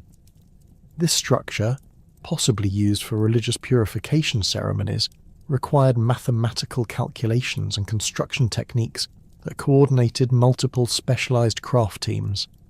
Standardisation extended beyond urban planning to encompass weights, measures, and construction materials used throughout Harappan territory. Excavations at over 1,500 Harappan sites have revealed identical brick proportions maintaining a precise 4:1 ratio of length to width to height, indicating centralised production standards enforced across the entire civilization. These bricks, fired in kilns reaching temperatures of 900–1,000 degrees Celsius, achieved durability that has preserved Harappan structures for over 4,000 years in the challenging monsoon climate of the subcontinent. The Harappan weight system employed a binary progression based on units of 16, with standard weights ranging from 0.05 grams to 11 kilograms manufactured from precisely shaped stone cubes. These weights, found in identical forms from Afghanistan to Gujarat, enabled standardized commercial transactions across the civilization's extensive trade networks. Bronze merchant scales discovered at multiple sites feature suspension systems and balance mechanisms that achieved accuracy comparable to modern precision instruments, demonstrating mathematical and engineering knowledge applied to practical commercial requirements. Harappan bronze working achieved technical excellence through sophisticated alloying techniques that produced tools and weapons superior to contemporary products from Mesopotamia and Egypt. Chemical analysis of bronze artifacts reveals deliberate tin concentrations optimized for specific applications, with cutting tools containing 10–12% tin for maximum hardness, while decorative objects use 6–8% tin for enhanced workability. The bronze dancing girl from Mohenjo-Daro, measuring only 10.5 centimetres in height, displays remarkable anatomical accuracy and artistic sophistication achieved through lost wax casting techniques that required precise temperature control and timing. Jewelry production at Harappan sites demonstrates advanced metallurgical skills combined with artistic sensibilities that created ornaments of exceptional beauty and technical complexity. Gold and silver beads from cemetery contexts show sophisticated granulation techniques, where tiny metal spheres were fused to base surfaces without melting the underlying material, requiring precise temperature control achievable only through extensive experience and specialized equipment. Bronze bangles, rings, and pendants feature intricate geometric patterns created through techniques including repousse, chasing, and filigree work that demanded years of training to master. The famous Harappan seals, over 4,000 of which have been discovered, represent masterpieces of miniature art and precision craftsmanship carved from steatite, a soft stone that hardened when heated. These square seals, typically measuring 2 to 3 centimetres per side, feature animal motifs including unicorns, bulls, elephants and rhinoceros, executed with naturalistic detail that demonstrates careful observation of animal anatomy and behaviour. The reverse sides contain raised bosses with holes for cord attachment, indicating their use in commercial transactions for marking ownership or authenticity of trade goods. Harappan trade networks extended from Central Asia to the Arabian Peninsula, creating commercial relationships that distributed Indus Valley products throughout the Bronze Age world, while importing raw materials unavailable in the River Valley region. Harappan seals and pottery have been discovered at Mesopotamian sites, including Ur and Susa, while Mesopotamian cylinder seals appear in Harappan contexts. indicating regular commercial exchange between these distant civilizations. The discovery of a Harappan dock at Lothal in Gujarat, complete with tidal locks and warehouse facilities, demonstrates sophisticated understanding of maritime engineering applied to international trade operations. Raw materials imported through these trade networks included tin from Afghanistan or Central Asia, essential for bronze production, gold from Karnataka in southern India, silver from Afghanistan, and precious stones including lapis lazuli from Badakhshan and turquoise from Iran. Harappan merchants established trading posts throughout this network, creating commercial infrastructure that supported regular exchange relationships lasting several centuries. The standardization of Harappan weights and measures throughout this network indicates the civilization's commercial influence extended far beyond its political boundaries. The Indus script remains one of archaeology's greatest unsolved puzzles, despite intensive research efforts spanning nearly a century. Over 4,000 inscribed objects have been recovered, containing approximately 400 distinct signs used in various combinations to create texts averaging 4 to 5 signs in length. The script appears on seals, pottery, bronze implements, and stone tablets, suggesting widespread literacy among at least the merchant and administrative classes.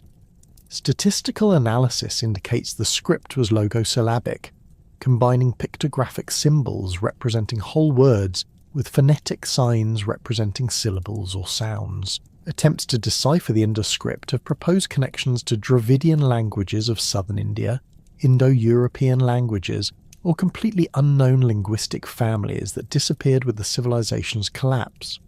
The absence of bilingual inscriptions, which enabled the decipherment of Egyptian hieroglyphs and Mesopotamian cuneiform, has prevented breakthrough progress despite sophisticated computer analysis and statistical modelling. Some scholars argue that the script represents a proto-writing system used primarily for administrative record-keeping rather than full linguistic expression, which would explain the brief inscription lengths and limited sign combinations. Archaeological evidence suggests Harappan society was remarkably egalitarian compared to contemporary civilizations, with minimal evidence for the extreme social stratification that characterized Egypt and Mesopotamia. Residential architecture at Harappan sites shows variation in house sizes, but lacks the massive palaces or monumental tombs that marked elite residences elsewhere. The larger structures, including the Great Bath at Mohenjo-Daro and similar complexes at other sites, appear to have served public or religious functions rather than private elite consumption. Cemetery evidence supports interpretations of relatively egalitarian social organisation, with burial goods showing modest variation in quantity and quality, rather than the extreme disparities found in contemporary Egyptian or Mesopotamian royal burials. Harappan graves typically contain pottery vessels, bronze ornaments, and personal items, but lack the massive accumulations of wealth that accompanied elite burials elsewhere.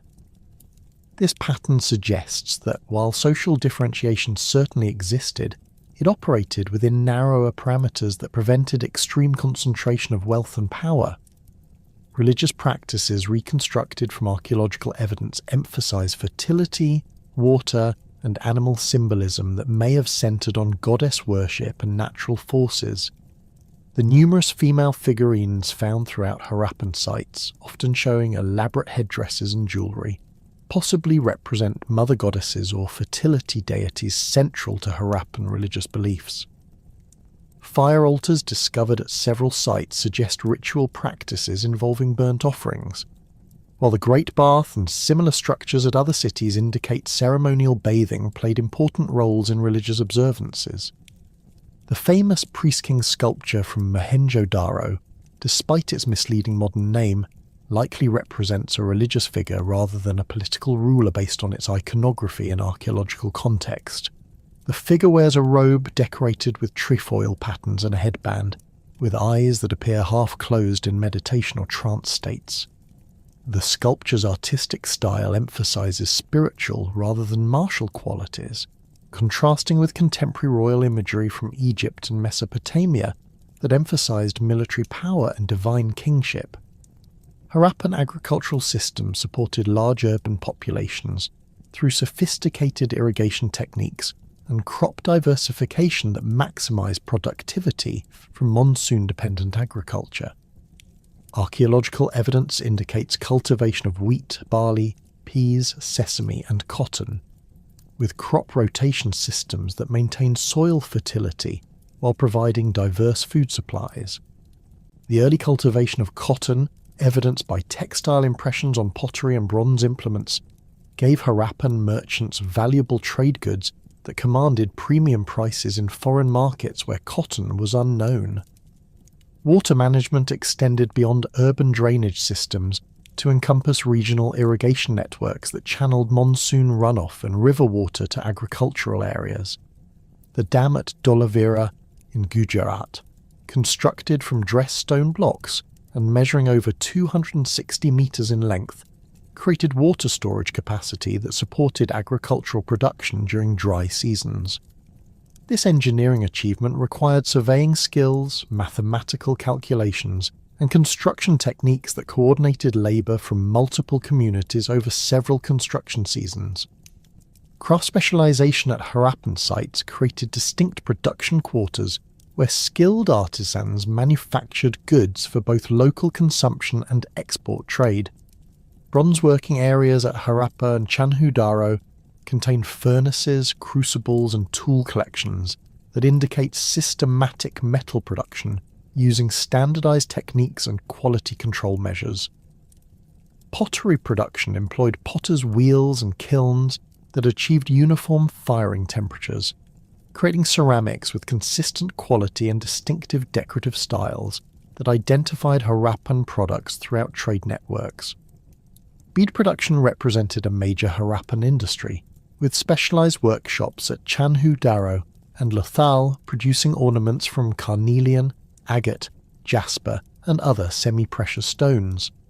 The technical processes involved cutting, drilling, and polishing techniques that created beads with perfectly circular holes and polished surfaces that required specialized tools and extensive skill.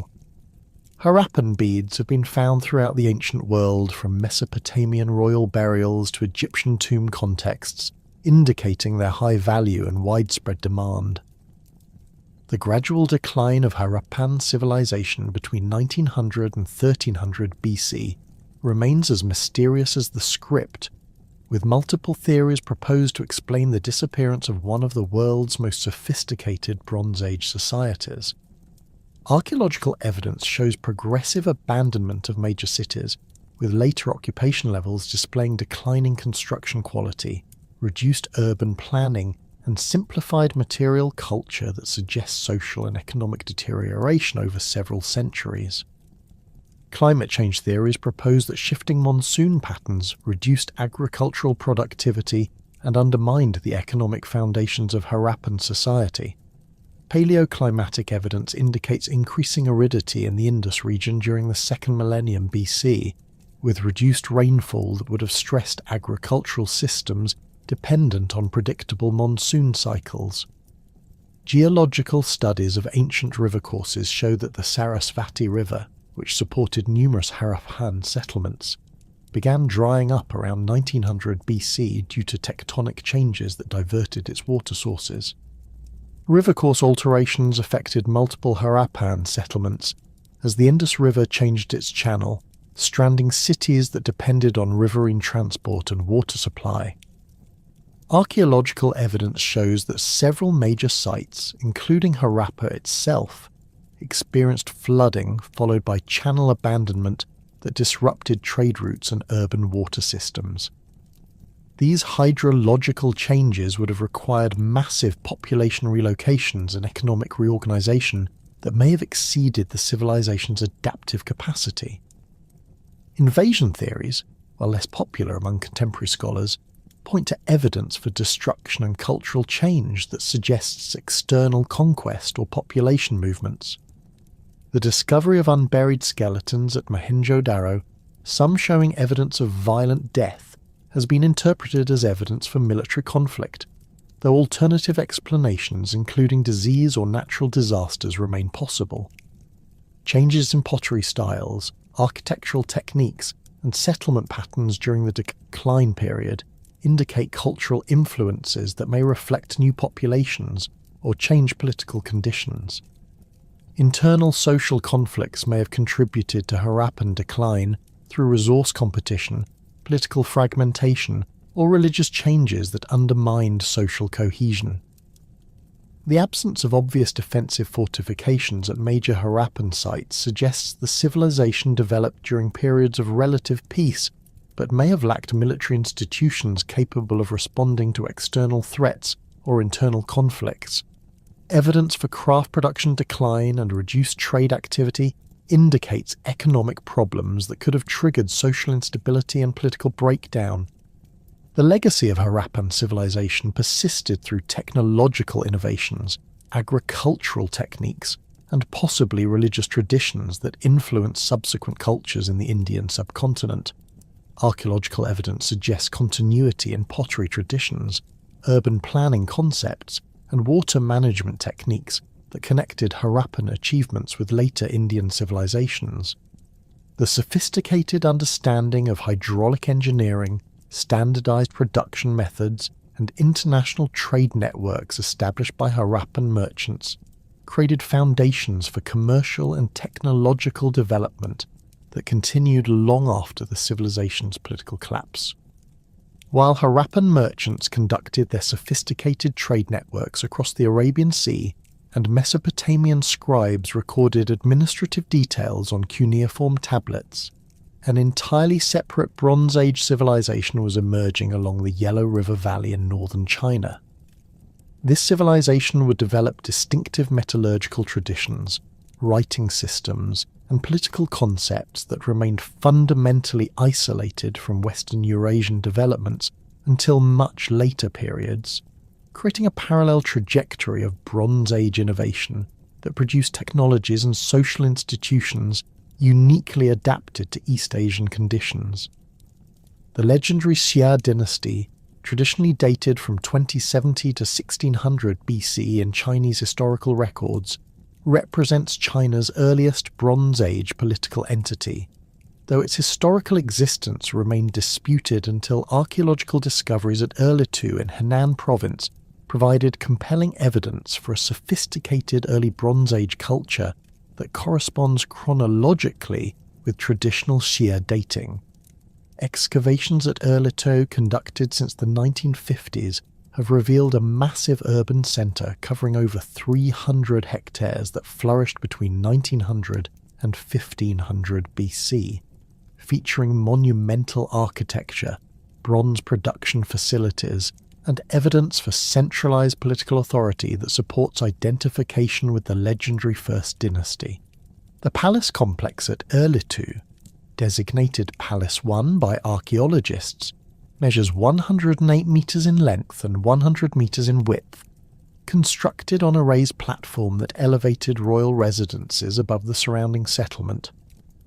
The building's timber frame construction employed mortise and tenon joinery techniques that created flexible structures capable of withstanding seismic activity common in the region. Foundation stones, precisely cut and positioned, supported wooden columns arranged in regular intervals that divided interior spaces into ceremonial halls, private apartments, and administrative offices. The palace's orientation, aligned with cardinal directions, established architectural principles that would influence Chinese imperial construction for over 3,000 years. Bronze production at Erlitou demonstrates sophisticated metallurgical knowledge adapted to local ore sources and technological traditions that developed independently of Western Eurasian techniques. Chinese bronze workers employed piece mold casting methods that differed fundamentally from the lost wax techniques prevalent in Mesopotamia and the Eastern Mediterranean. This process involved creating ceramic molds composed of multiple interlocking sections that could be disassembled after casting, allowing production of complex vessels with intricate surface decorations that would have been impossible using other contemporary methods. The bronze ritual vessels discovered at Erlitou represent the earliest examples of ceremonial bronzes that would become central to Chinese religious and political practices throughout the Bronze Age and beyond. These vessels, including ding tripods for cooking sacrificial meat and ghee bowls for serving grain offerings, feature distinctive forms that reflect indigenous Chinese ceramic traditions adapted to bronze production. The largest ding from Erlitou measures 100 centimetres in height and weighs over 200 kilograms, requiring coordinated efforts from multiple craftsmen and sophisticated foundry operations that could handle large quantities of molten bronze. Chemical analysis of Erlitou bronzes reveals tin concentrations averaging 20%, significantly higher than optimal ratios for tools or weapons, but ideal for creating resonant musical instruments and vessels with distinctive golden coloration. This deliberate alloying choice indicates that Chinese metallurgists prioritized acoustic and aesthetic qualities over functional hardness, reflecting cultural values that emphasize ceremonial display and ritual performance rather than purely utilitarian applications. The high tin content also improved casting characteristics, reducing porosity and surface defects in complex vessel forms. Turquoise workshops at Erlitou produced elaborate ornaments using sophisticated lapidary techniques that shaped, polished and assembled thousands of tiny stones into complex decorative patterns. The dragon-shaped ornament discovered in Tomb M3 contains over 2,000 individual turquoise pieces, each measuring less than 5 millimeters, assembled with bronze wire and organic adhesives to create a flexible decorative object measuring 70 centimeters in length. This level of craftsmanship required specialized tools, precise measurement techniques, and artistic vision that coordinated color gradations and geometric patterns across the entire composition. Jade, working at Erlitou, reached unprecedented levels of sophistication through the development of specialized cutting and polishing techniques that exploited jade's unique physical properties. Chinese craftsmen discovered that jade's extreme hardness could be overcome through patient abrasion using bamboo tools charged with quartz sand, creating cutting edges capable of precise shaping without fracturing the stone. Ritual jade objects from Erlitou tombs include ceremonial axes, curved knives, and geometric ornaments that demonstrate mathematical precision in their proportional relationships and surface decorations. The transition from the Xia to the Shang dynasty around 1600 BC marked a significant expansion in Bronze Age Chinese civilization, with archaeological evidence from sites like Zhengzhou and Anyang revealing increasingly complex urban centres, sophisticated bronze production, and the development of China's earliest confirmed writing system. The Shang capital at Anyang, occupied from approximately 1250 to 1046 BC, covered over 25 square kilometres and housed an estimated 120,000 inhabitants, making it one of the world's largest Bronze Age urban centres. Royal tombs at Anyang demonstrate the extreme social stratification that characterised mature Shang society, with massive burial complexes requiring coordinated labour from hundreds of workers over multiple construction seasons. The tomb of Lady Fu Hao, discovered intact in 1976, contained over 1,600 burial goods, including 468 bronze objects, 755 jade artefacts, and nearly 7,000 cowrie shells used as currency. The tomb's contents represent wealth equivalent to several years of agricultural production from thousands of farming families, indicating unprecedented concentration of resources under royal control.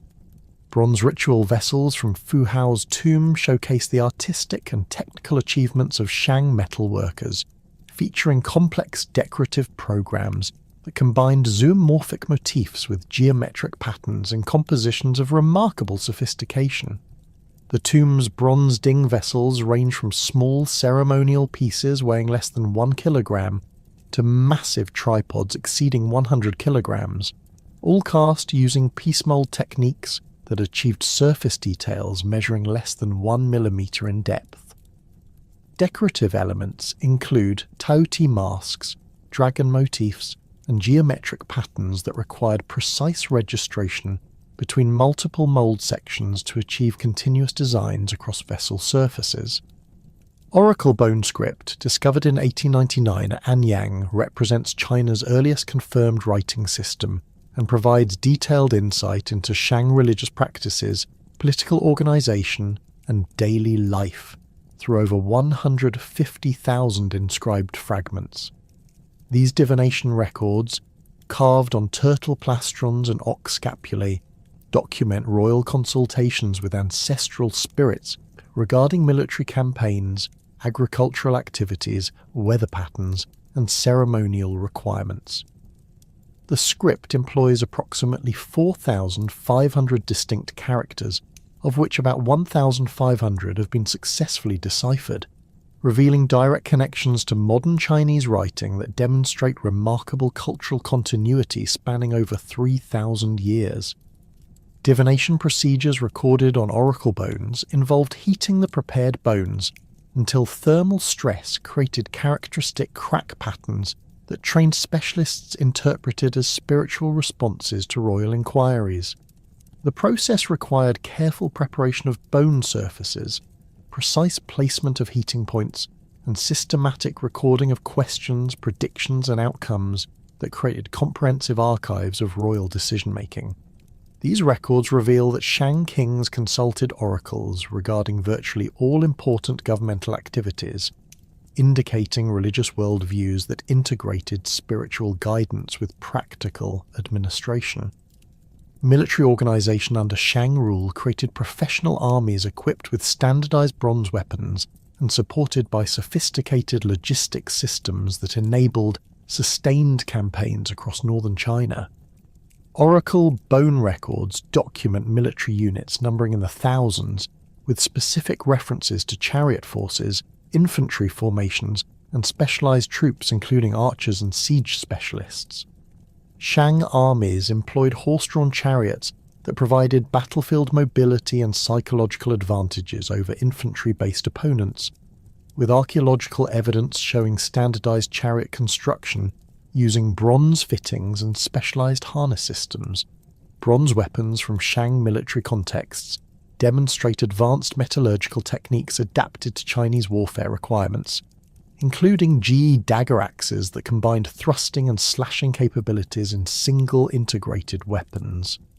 These distinctive Chinese weapon forms, unknown elsewhere in the Bronze Age world, featured bronze heads mounted perpendicular to wooden shafts through sophisticated socket designs that prevented breakage during combat.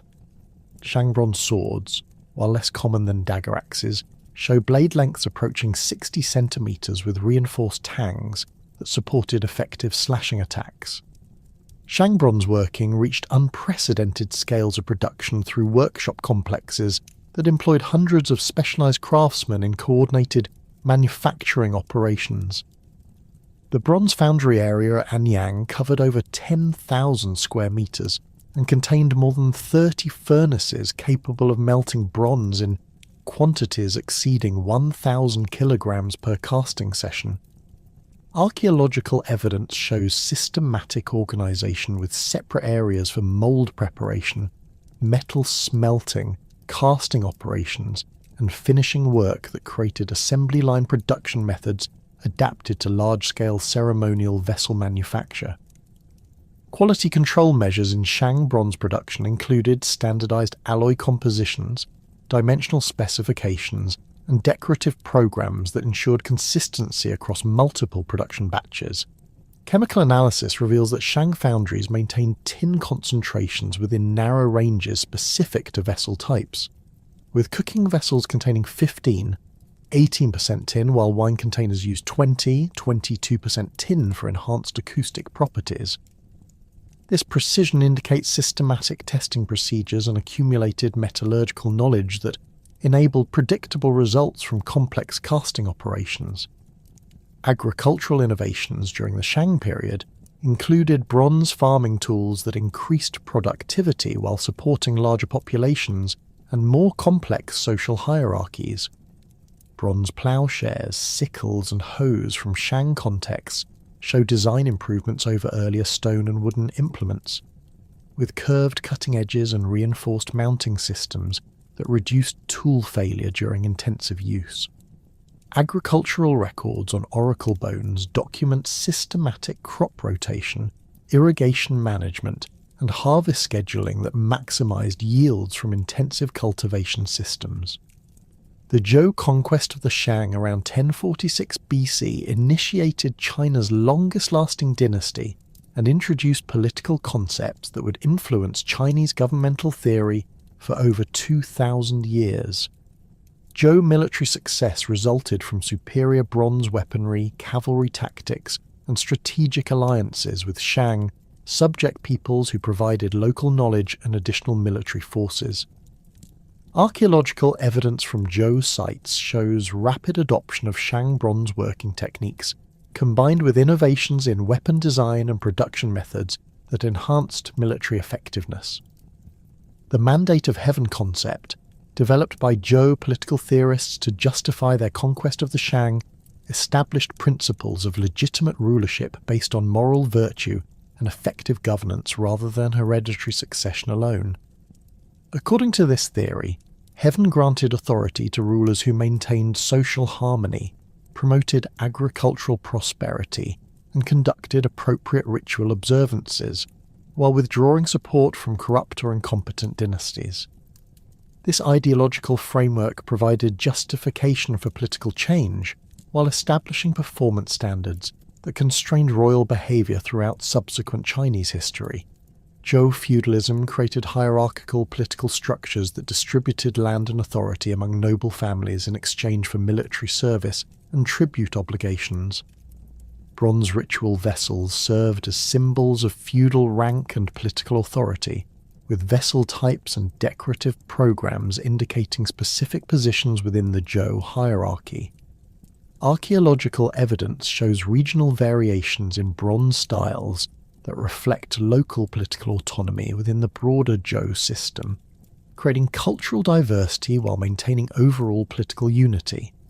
Zhou bronze technology incorporated innovations that improved both functional performance and ceremonial significance of metal objects. New alloy compositions reduced tin content in utilitarian items while maintaining high concentrations in ritual vessels, creating cost efficiencies that supported expanded bronze production.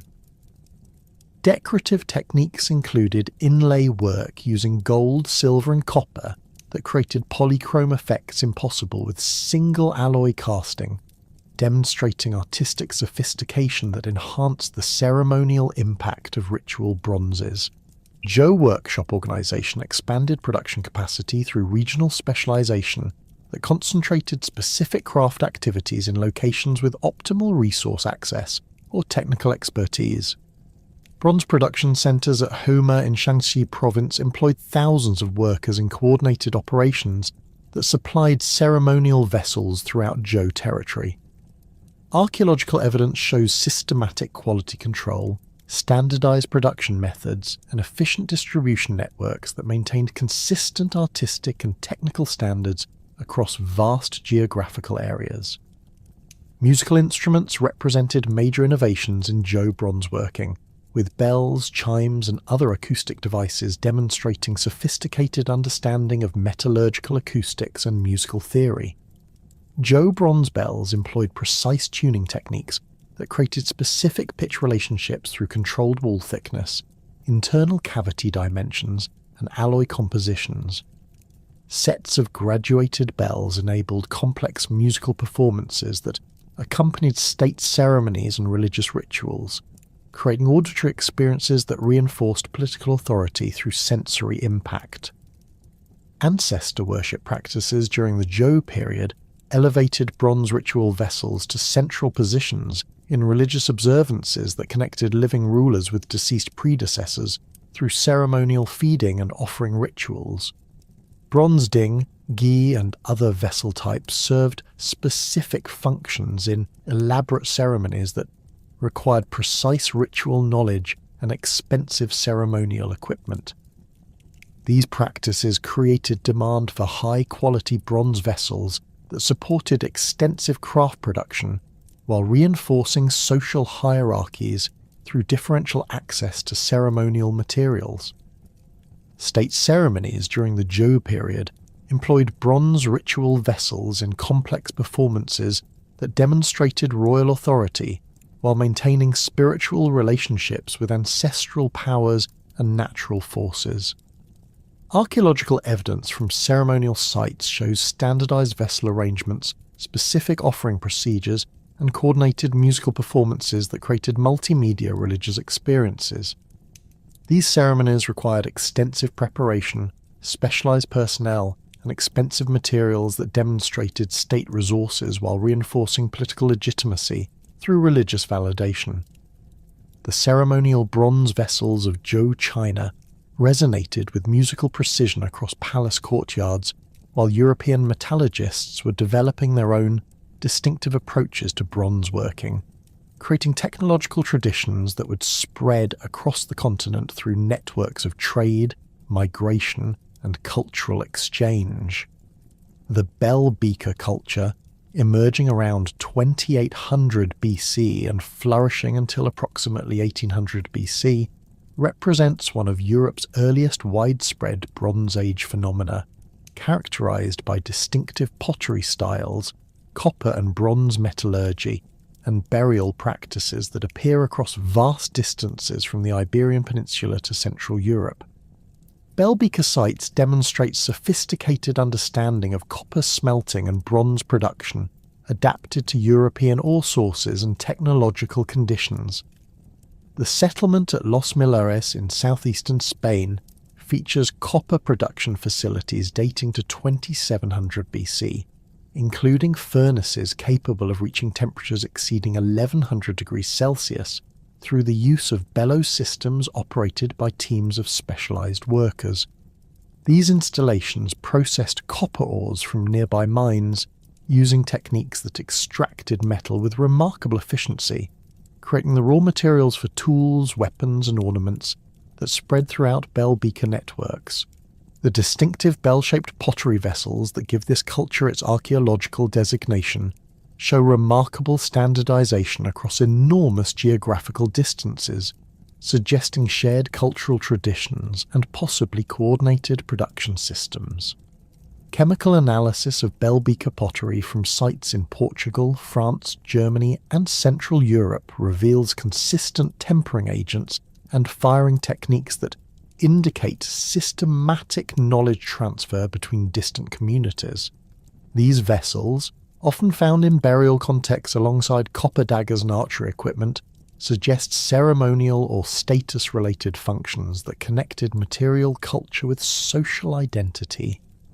Copper daggers from bell beaker contexts demonstrate early European metallurgical expertise applied to weapon production, featuring blade lengths averaging 12 to 18 centimetres, with carefully shaped tangs for handle attachment. The Amesbury Archer, discovered near Stonehenge and dating to approximately 2300 BC, was buried with 5 copper knives and gold ornaments that originated in continental Europe, indicating extensive trade networks that distributed metal objects and raw materials across the English Channel.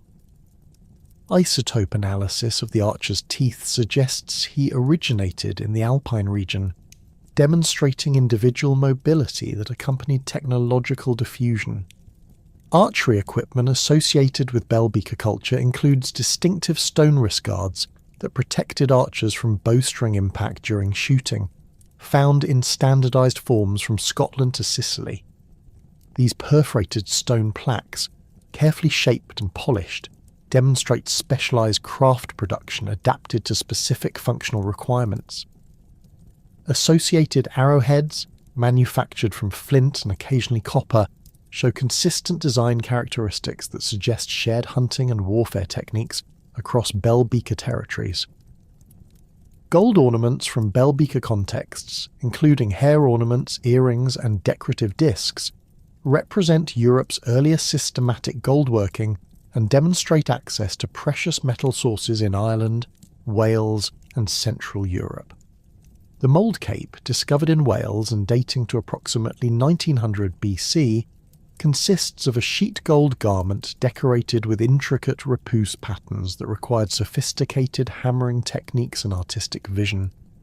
This remarkable artifact, weighing over 550 grams of pure gold, demonstrates wealth accumulation and craft specialization that supported luxury production for elite consumption. The spread of bell beaker culture across Europe coincided with significant population movements and cultural changes that introduced new burial practices, settlement patterns, and technological innovations to previously Neolithic communities. DNA analysis of bell beaker burials reveals genetic signatures consistent with population movements from the Iberian Peninsula and Central Europe, suggesting that cultural diffusion involved actual migration rather than simple technology transfer. These movements appear to have introduced Indo-European languages to many regions of Europe, creating linguistic foundations that persist in modern European language families. Metallurgical innovations during the bell beaker period included improved smelting techniques that increased copper extraction efficiency while reducing fuel consumption. Experimental archaeology has demonstrated that bell beaker furnaces could process 2 to 3 kilograms of copper ore per firing session, producing approximately 200 to 400 grams of pure metal through single operations. These quantities enabled production of multiple tools or weapons from individual smelting episodes, supporting craft specialization and trade relationships that distributed metal objects throughout bell beaker networks. The Nordic Bronze Age, flourishing in Denmark and southern Sweden from approximately 1700 to 500 BC, developed distinctive cultural characteristics that combined local traditions with influences from Central European Bronze Age cultures. Archaeological evidence from sites like Trundholm and Kivik demonstrates sophisticated bronze working techniques adapted to Scandinavian conditions, creating artistic and technological achievements that rivaled contemporary developments in Central and Southern Europe. The region's abundant bog deposits have preserved organic materials that provide exceptional insight into Nordic Bronze Age life, including textiles, wooden objects, and human remains that illuminate social practices and daily activities. The Trundholm Sun chariot, discovered in a Danish bog and dating to approximately 1400 BC, represents one of Bronze Age Europe's most sophisticated artistic achievements, combining advanced bronze working with symbolic representation of cosmological concepts.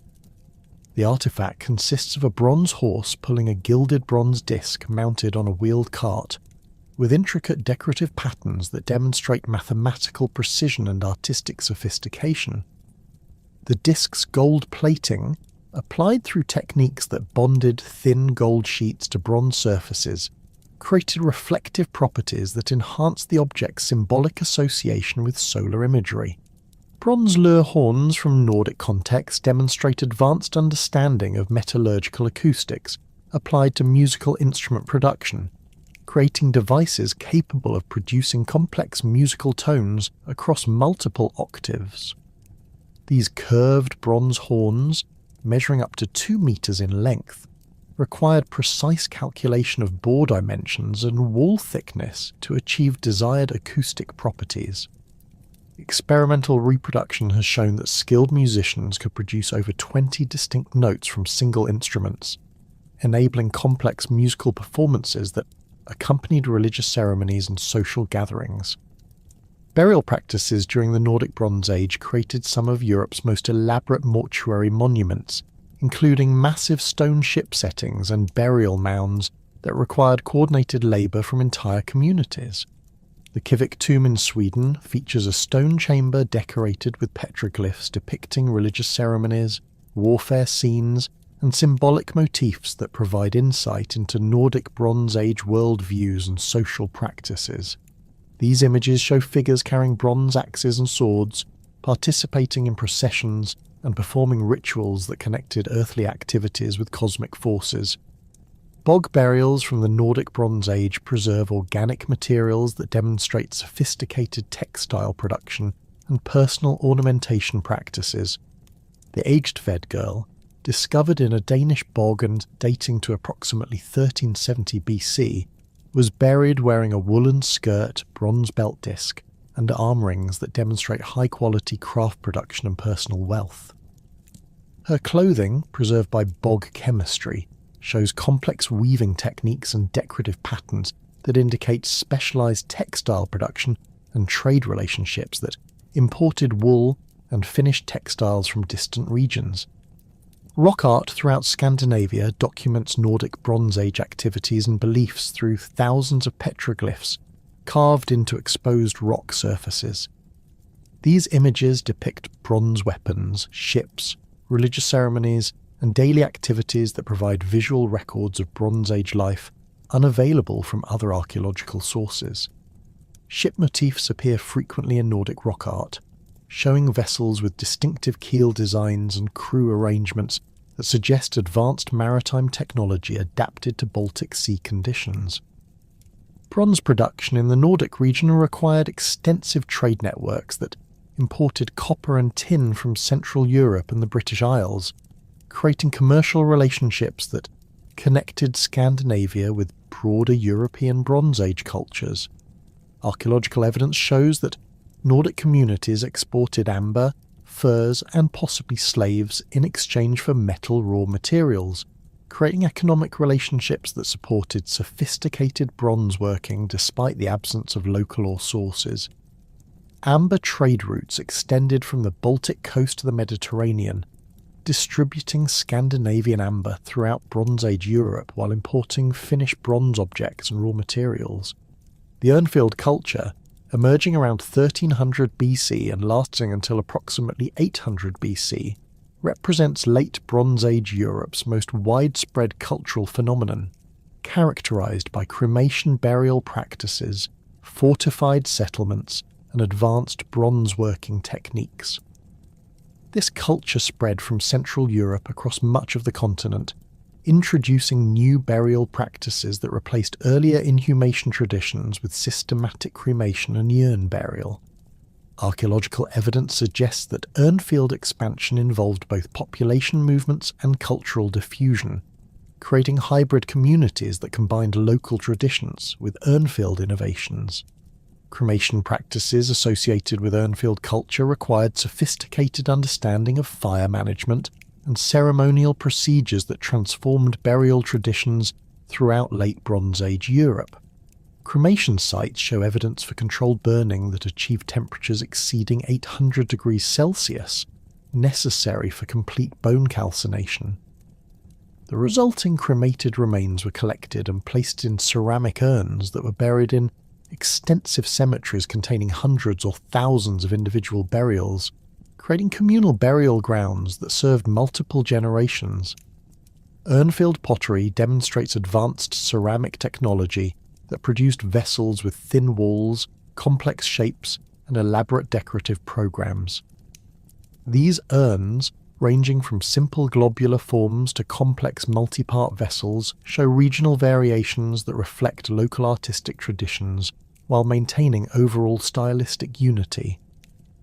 Decorative techniques included incised geometric patterns, applied ornaments, and surface treatments that created distinctive visual effects through controlled firing atmospheres and post-firing applications.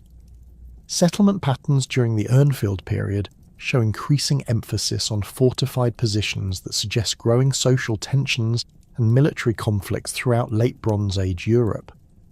Hill forts and fortified settlements appear throughout Urnfield territory, featuring defensive walls, strategic positioning, and internal organization that indicates systematic military planning.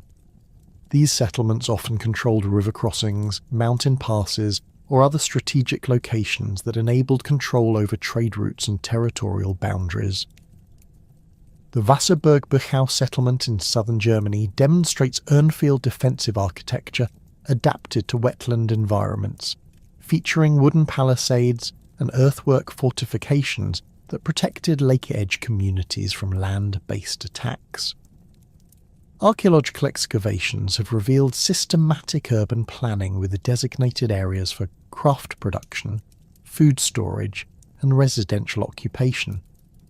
Bronze working areas within the settlement show evidence for large-scale metal production that supplied both local consumption and export trade. Bronze working during the Urnfield period achieved unprecedented levels of sophistication through technological innovations that improved both functional performance and artistic quality.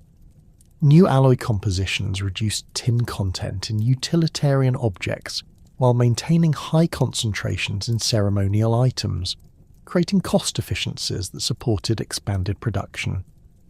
Decorative techniques included sheet bronze work, repousse decoration, and complex casting methods that enabled production of elaborate ceremonial objects and personal ornaments.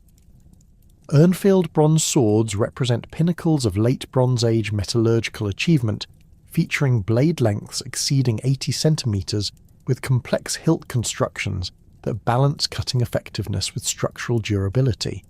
These weapons, found throughout Urnfield territory, show standardised production methods that created interchangeable components and consistent performance characteristics. Sword blade analysis reveals sophisticated heat treatment techniques that created differential hardness patterns, with hard cutting edges and flexible spines that prevented breakage during combat.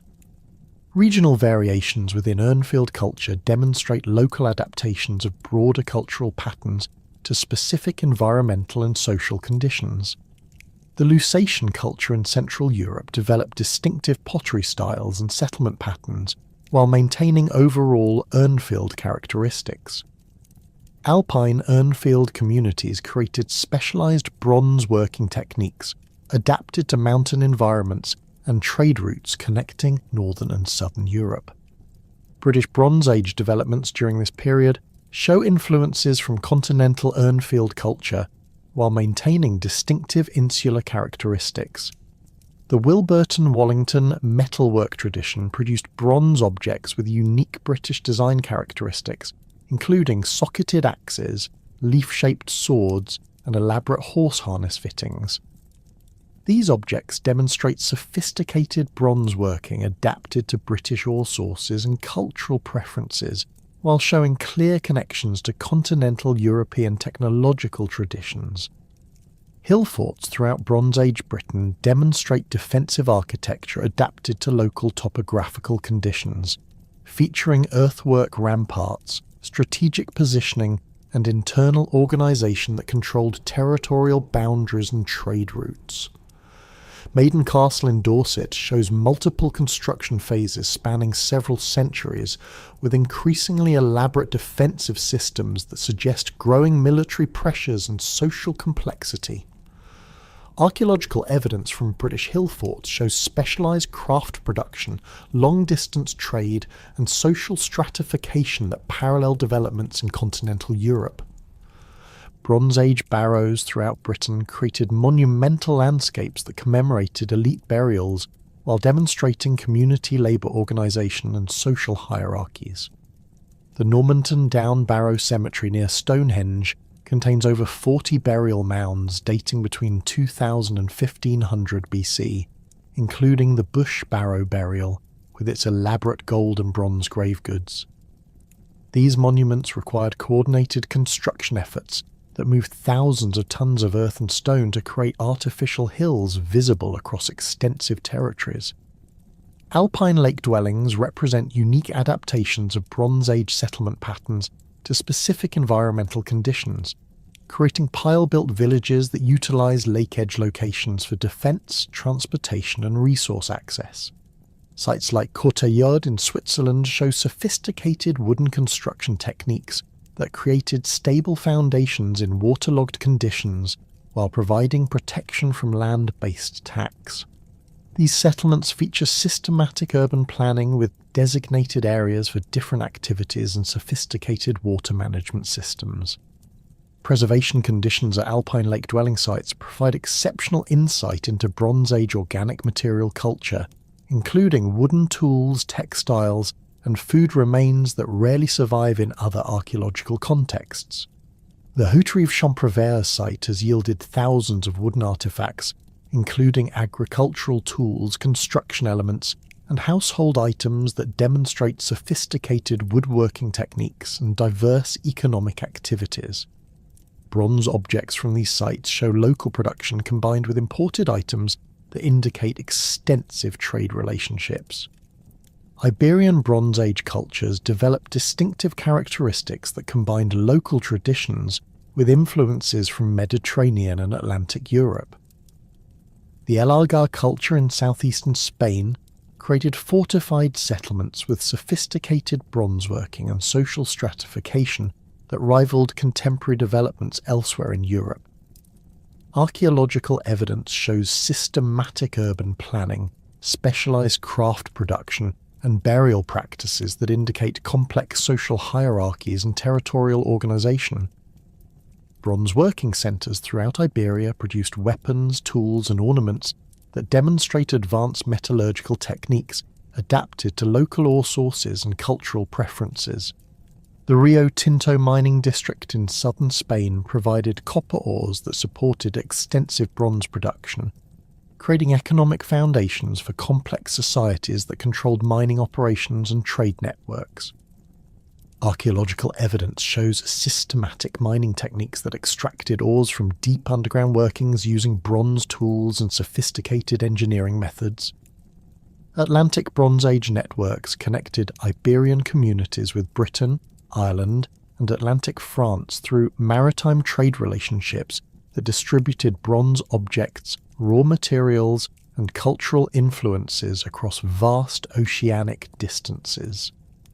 Bronze axes, swords, and ornaments found throughout Atlantic Europe show design characteristics that indicate systematic cultural exchange and possibly coordinated production systems. These networks enabled technological diffusion and cultural interaction that created shared artistic traditions and metallurgical techniques across the Atlantic facade of Europe. The sophisticated bronzeworking networks that connected Atlantic Europe with Mediterranean civilizations through maritime trade routes would soon face unprecedented disruption as mysterious confederations of warriors and migrants swept across the eastern Mediterranean, bringing destruction to established Bronze Age powers and fundamentally altering the trajectory of ancient civilization. These groups, known collectively as the Sea Peoples, from Egyptian records that documented their devastating campaigns, emerged from obscure origins around 1200 BC to challenge the military might of the Hittite Empire, devastate the prosperous cities of the Levantine coast, and ultimately force even mighty Egypt to marshal all its resources in desperate defensive campaigns. The identity of the Sea Peoples remains one of archaeology's most compelling mysteries, with scholarly debate continuing over their origins, motivations, and ultimate fate, despite decades of intensive research. Egyptian inscriptions from the reigns of Merneptah and Ramesses III provide the primary textual evidence for these groups, listing names that include the Peleset, Tieka, Shekelesh, Denayan, and Vashesh, among others. These names have been tentatively connected to later historical peoples, including the Philistines, Sicilians, and Sardinians, suggesting possible connections between the Sea Peoples and the populations that would later dominate various Mediterranean regions. Archaeological evidence increasingly supports theories that at least some Sea Peoples originated from the collapse of Mycenaean civilization itself, as displaced populations from the Greek mainland and Aegean islands sought new territories following the destruction of their homeland palace centres.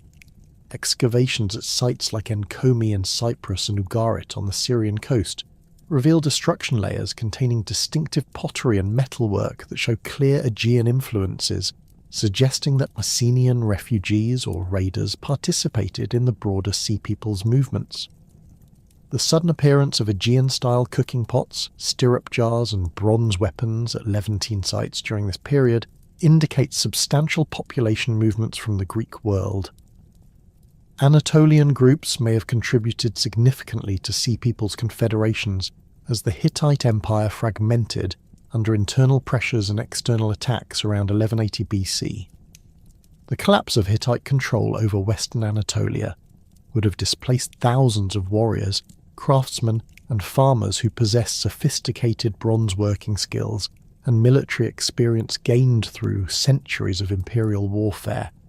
Archaeological evidence from sites like Troy the Scythinder shows destruction and cultural change that coincides chronologically with Sea People's activities, suggesting that the legendary Trojan War may represent historical memories of conflicts associated with these broader population movements.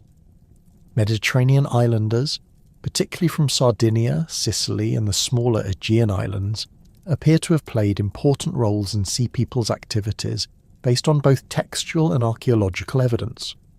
The distinctive horned helmets depicted in Egyptian reliefs showing Sea People's warriors closely resemble bronze figurines discovered in Sardinian contexts, indicating possible connections between these island populations and the raiders who attacked Egyptian territories.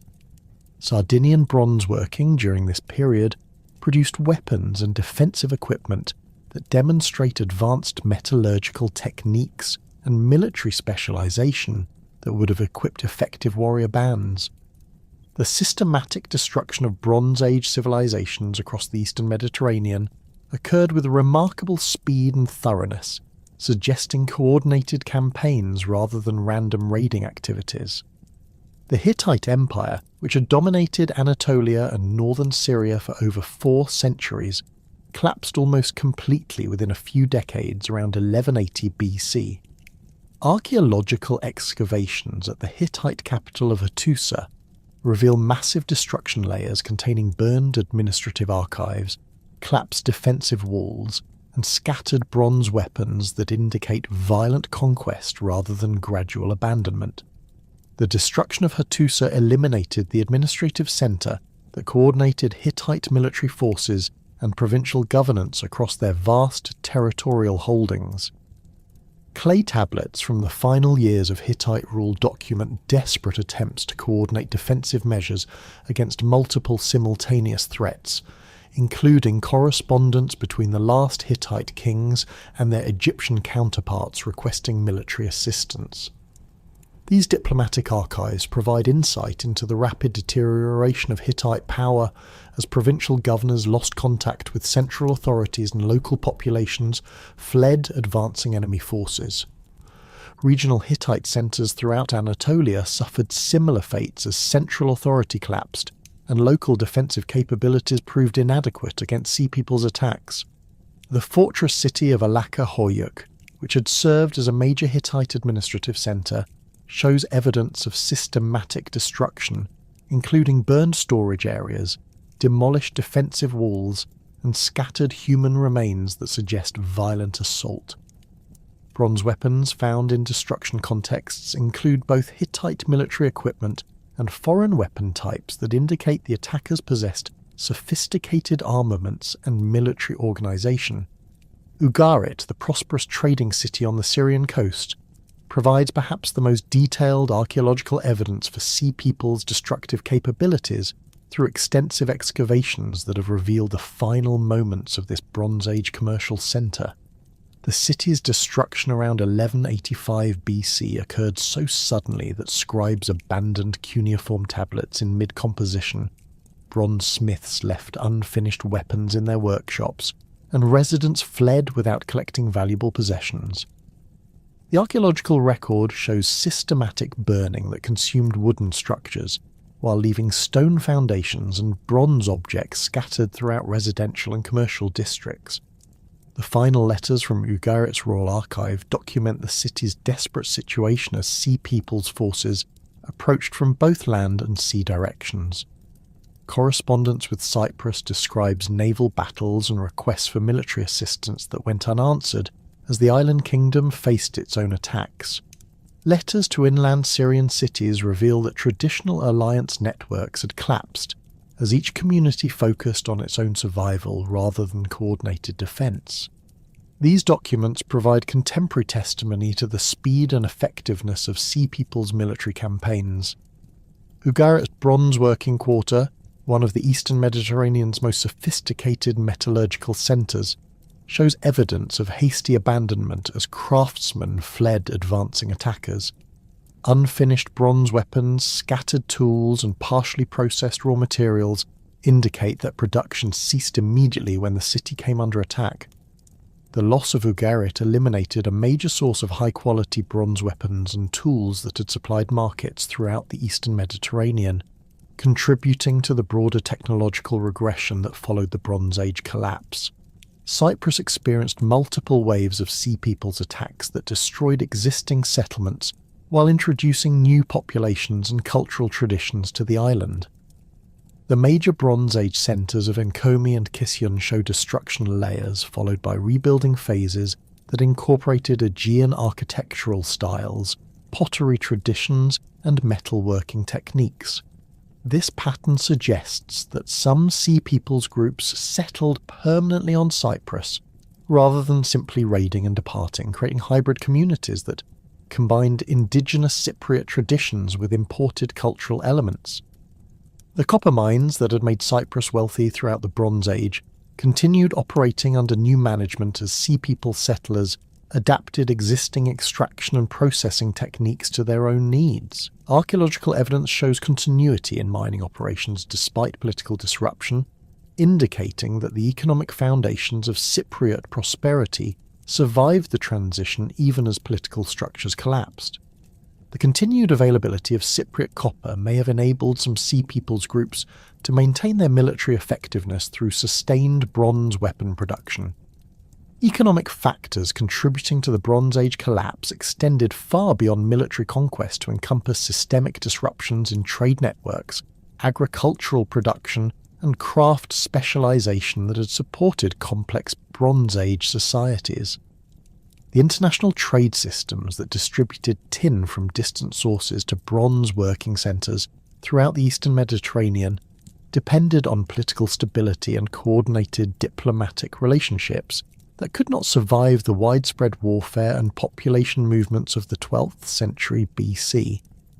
Tin supply disruptions created immediate crises for bronze working communities as this essential alloying metal became increasingly difficult to obtain through traditional trade routes. Archaeological evidence shows declining tin concentrations in bronze objects from this period as metalworkers attempted to conserve limited supplies or substituted other materials.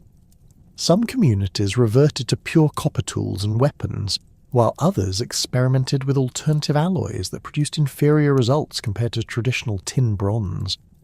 Trade network disruption affected not only raw materials but also finished goods, luxury items, and specialized products that had circulated throughout Bronze Age Mediterranean markets. The collapse of long-distance commerce eliminated economic opportunities that had supported craft specialists, merchants, and administrative personnel in urban centres throughout the region. Archaeological evidence shows declining quality in pottery production, reduced variety in imported goods, and simplification of material culture as communities lost access to specialized products and technical knowledge. Climate change during the late 13th and early 12th centuries BC contributed to agricultural crises that weakened Bronze Age societies and may have triggered the population movements that became Sea Peoples migrations. Paleoclimatic evidence indicates cooling temperatures and reduced precipitation throughout the eastern Mediterranean that would have decreased agricultural productivity and stressed food production systems. These environmental pressures could have forced pastoral and agricultural communities to seek new territories while undermining the economic foundations of established urban centres. Drought conditions documented in multiple paleoclimatic records from this period would have been particularly devastating for irrigation-dependent agricultural systems in Mesopotamia and Syria. Reduced river flows and failed harvests could have triggered social unrest, population migrations, and conflicts over remaining fertile territories. The combination of environmental stress and military pressure may have created cascading failures that overwhelmed the adaptive capacity of Bronze Age political systems. Internal political instability weakened many Bronze Age states during the critical period when Sea Peoples attacks intensified, creating vulnerabilities that external enemies could exploit effectively. Succession disputes, provincial rebellions, and administrative breakdown appear in contemporary records from multiple civilizations, indicating widespread governmental crisis that preceded or accompanied foreign invasions. The Hittite Empire experienced succession problems and provincial revolts that divided military resources and prevented coordinated responses to external threats. Social tensions within Bronze Age societies may have created internal enemies who welcomed or assisted Sea People's attackers as alternatives to existing political authorities. Archaeological evidence for class conflict, ethnic tensions, and economic inequality suggests that some populations may have viewed foreign conquest as opportunities for social advancement or revenge against ruling elites. The speed of Bronze Age collapse in some regions may reflect internal collaboration with external attackers, rather than simple military conquest. Egypt under Ramesses III mounted the most successful resistance to Sea People's attacks through military innovations, diplomatic alliances, and resource mobilization that enabled the kingdom to survive when other Bronze Age powers collapsed. The Great Pharaoh's military campaigns against Sea People's forces, documented in detailed reliefs at Medinet Habu, demonstrate tactical adaptations that countered Sea People's advantages while exploiting Egyptian strengths in logistics, fortification, and coordinated military operations. The naval battle depicted in Ramesses III's reliefs shows Egyptian forces engaging Sea People's fleets in the Nile Delta, using tactics that combine traditional Egyptian military methods with innovations designed to counter Sea People's naval capabilities. Egyptian archers positioned on riverbanks provided covering fire for Egyptian ships that used ramming tactics to disable enemy vessels. The relief shows Sea People's warriors wearing distinctive feathered headdresses and carrying round shields, providing detailed visual documentation of their equipment and appearance. Land battles between Egyptian forces and Sea People's armies reveal tactical innovations that enabled Egyptian victory despite facing opponents who had defeated other major Bronze Age powers. Egyptian infantry formations used bronze-tipped spears and composite bows to maintain distance from Sea People's warriors, while Egyptian chariots provided mobile platforms for archery attacks. The combination of disciplined formations, superior logistics, and defensive advantages allowed Egyptian forces to defeat Sea People's armies that had proven invincible elsewhere. The survival strategies employed by Egypt during this crisis period included massive fortification projects, military reforms, and diplomatic initiatives that created defensive capabilities adequate to resist Sea People's pressure. Ramesses III constructed new fortresses along Egypt's northern borders, while strengthening existing defensive positions with improved walls, garrison forces, and supply systems. These fortifications channeled Sea People's attacks into predetermined killing zones where Egyptian advantages in archery and siege warfare could be most effectively employed. Military reforms under Ramesses III created professional military units equipped with standardized weapons and trained in coordinated tactics that proved effective against Sea People's forces. Egyptian military organization emphasized discipline, logistics, and combined arms operations that maximized the kingdom's resources while compensating for numerical disadvantages against Sea People's confederations. The pharaoh's personal leadership of military campaigns provided symbolic and practical advantages that maintained Egyptian morale during desperate defensive struggles. The transformation of societies in the aftermath of Bronze Age collapse created new political structures, economic systems, and cultural traditions that would define the subsequent Iron Age period. Communities that survived the initial destruction faced challenges of rebuilding without access to traditional trade networks, administrative systems, or technological knowledge that had supported Bronze Age civilization. Archaeological evidence shows dramatic simplification of material culture, reduced settlement sizes, and technological regression that characterized the transition period. New settlement patterns emerged as survivors abandoned vulnerable urban centers in favor of defensible hilltop positions, that could be more easily fortified and defended with limited resources. These Iron Age settlements typically featured strong defensive walls, internal water sources, and agricultural areas that could support siege conditions.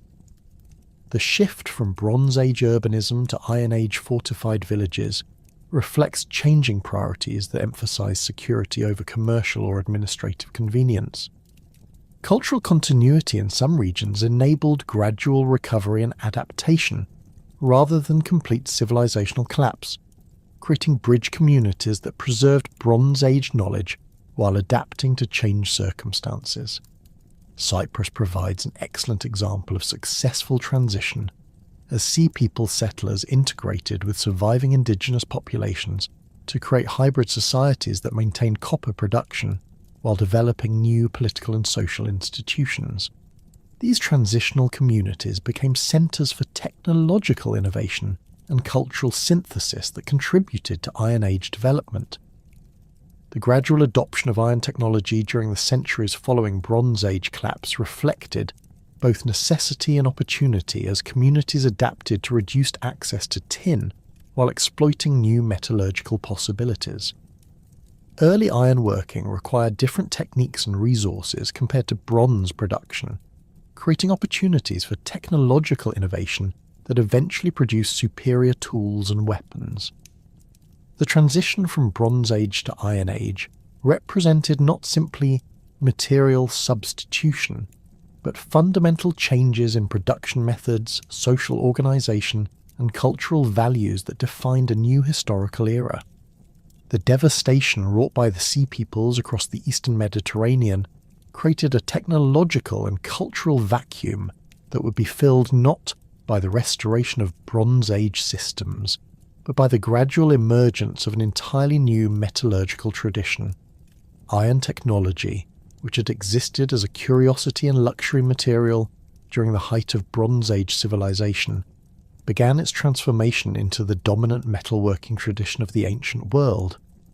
This transition occurred not through sudden replacement, but through centuries of gradual adoption, technological refinement, and cultural adaptation that would ultimately reshape human civilization as profoundly as the original Bronze Revolution had done 2 millennia earlier.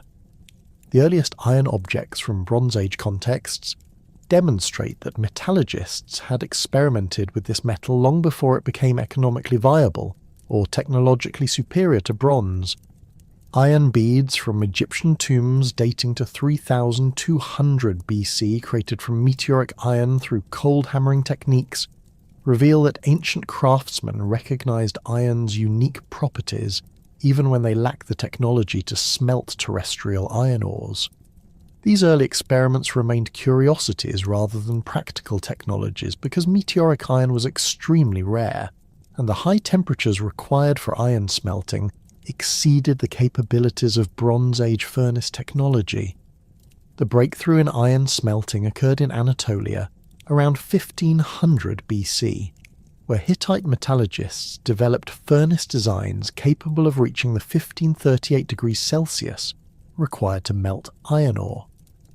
Archaeological excavations at sites like Kamankala-Hoyuk have revealed iron production facilities that employed sophisticated bellows systems, specialized furnace construction, and carefully controlled atmospheric conditions to achieve successful iron smelting. These early iron-working installations required significantly more fuel than bronze production, consuming vast quantities of charcoal that placed enormous pressure on local forest resources.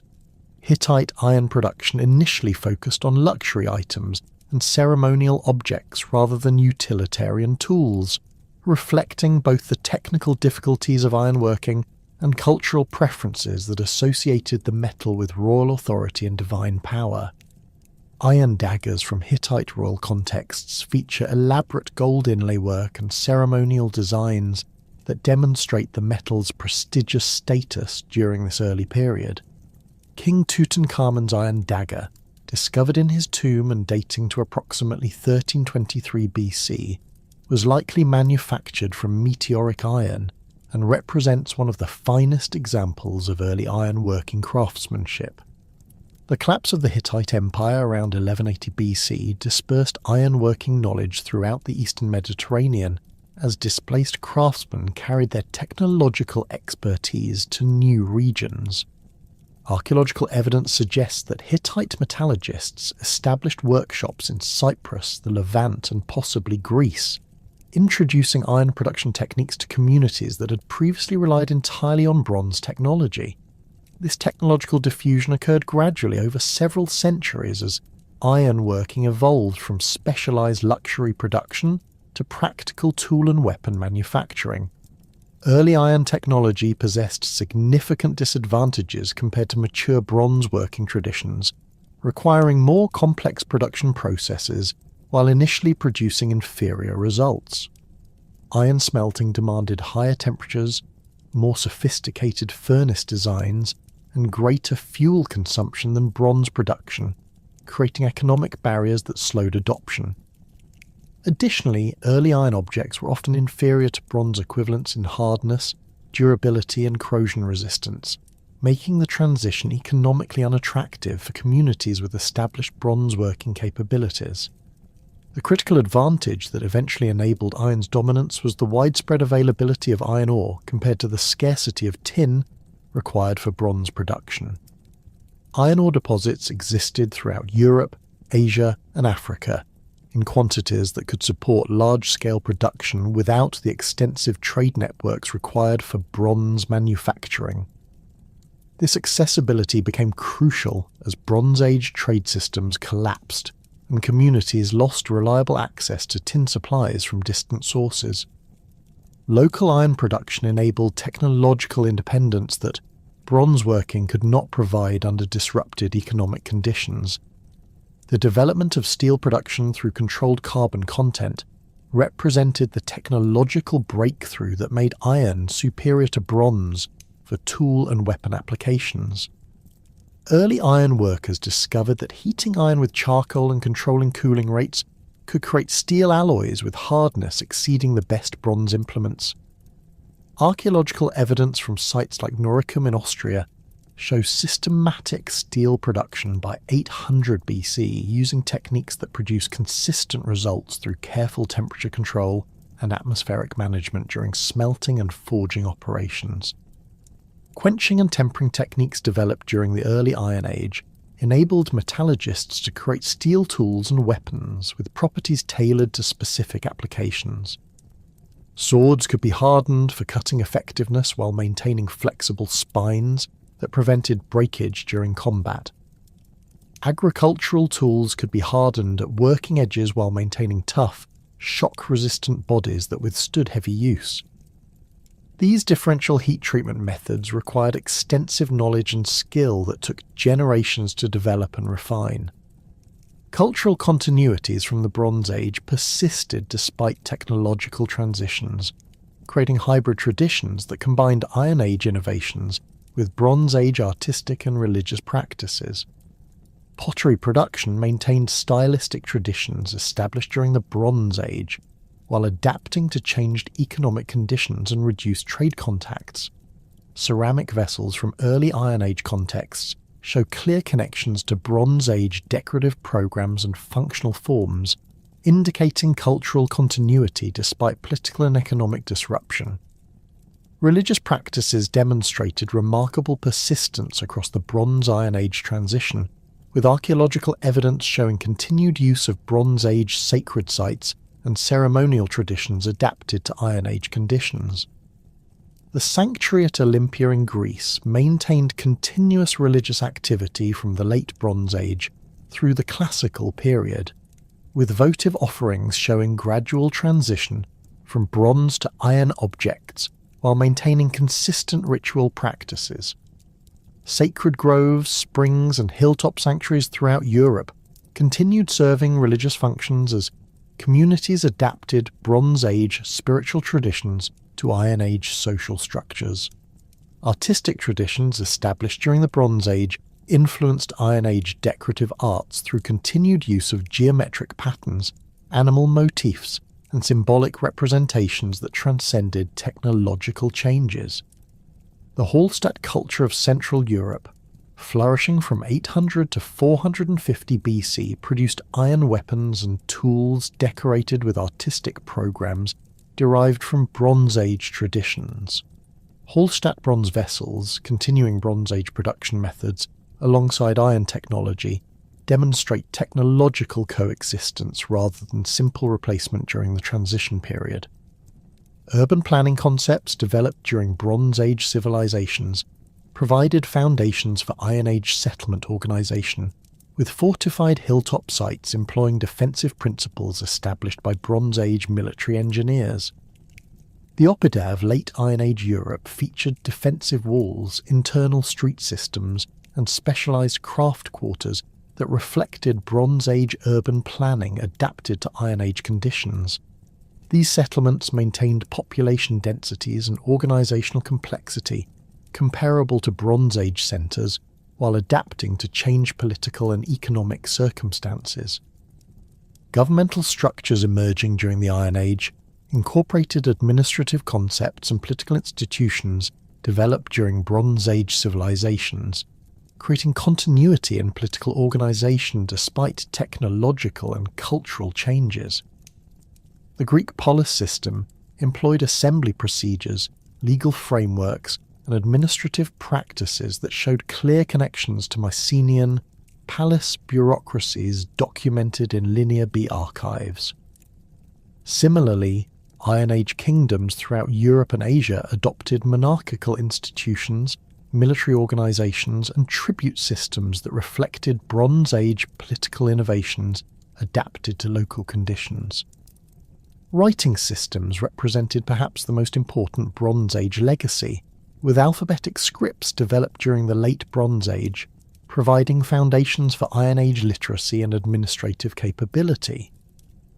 The Phoenician alphabet, derived from Bronze Age Canaanite scripts, spread throughout the Mediterranean during Iron Age expansion, enabling Greek, Etruscan, and Latin writing systems that would dominate European intellectual development. This alphabetic revolution democratized literacy by reducing the years of training required for scribal competence, creating broader access to written communication than Bronze Age syllabic systems had provided. Trade practices established during Bronze Age commercial networks influenced Iron Age economic development through continued use of standardized weights, measures, and exchange mechanisms. Mediterranean commerce during the Iron Age employed trading procedures, contract systems, and quality control measures that reflected Bronze Age innovations adapted to changed political conditions. The Phoenicians, inheriting Bronze Age Canaanite commercial traditions, established trading networks that connected Iron Age communities across the Mediterranean while maintaining business practices developed during Bronze Age prosperity. Metallurgical knowledge transfer from Bronze Age to Iron Age craftsmen occurred through master-apprentice relationships that preserved technical expertise while adapting it to new materials and methods. Archaeological evidence from sites like Laten in Switzerland shows workshops where bronze and iron working coexisted, with craftsmen applying Bronze Age decorative techniques to iron objects while developing new methods suited to iron's different working properties. This technological synthesis created artistic traditions that combined Bronze Age aesthetic principles with Iron Age functional requirements. Archaeological preservation of Bronze Age sites has provided modern scholars with detailed understanding of ancient technological, social, and cultural systems through systematic excavation, scientific analysis, and interdisciplinary research methods. Underwater archaeology has recovered Bronze Age shipwrecks like those at Uluburun and Cape Gelidonia, revealing international trade networks, cargo compositions, and maritime technologies that illuminate Bronze Age economic systems. These underwater sites preserve organic materials and metal objects that rarely survive in terrestrial contexts, providing unique insights into Bronze Age material culture. Technological analysis employing modern scientific methods has revolutionized understanding of Bronze Age metallurgy, craft production, and technological innovation. X-ray fluorescence spectroscopy enables precise determination of alloy compositions, revealing deliberate metallurgical choices and technological capabilities that demonstrate Bronze Age craftsmen's sophisticated understanding of material properties. Lead isotope analysis traces metal sources to specific ore deposits, reconstructing trade networks and resource exploitation patterns across vast geographical areas. Interdisciplinary research combining archaeology, geology, climatology, and other scientific disciplines has created comprehensive understanding of Bronze Age environmental conditions, agricultural systems, and human-environment interactions. Paleoclimatic reconstruction using ice cores, tree rings, and lake sediments provides detailed records of Bronze Age climate change, enabling correlation between environmental conditions and cultural developments.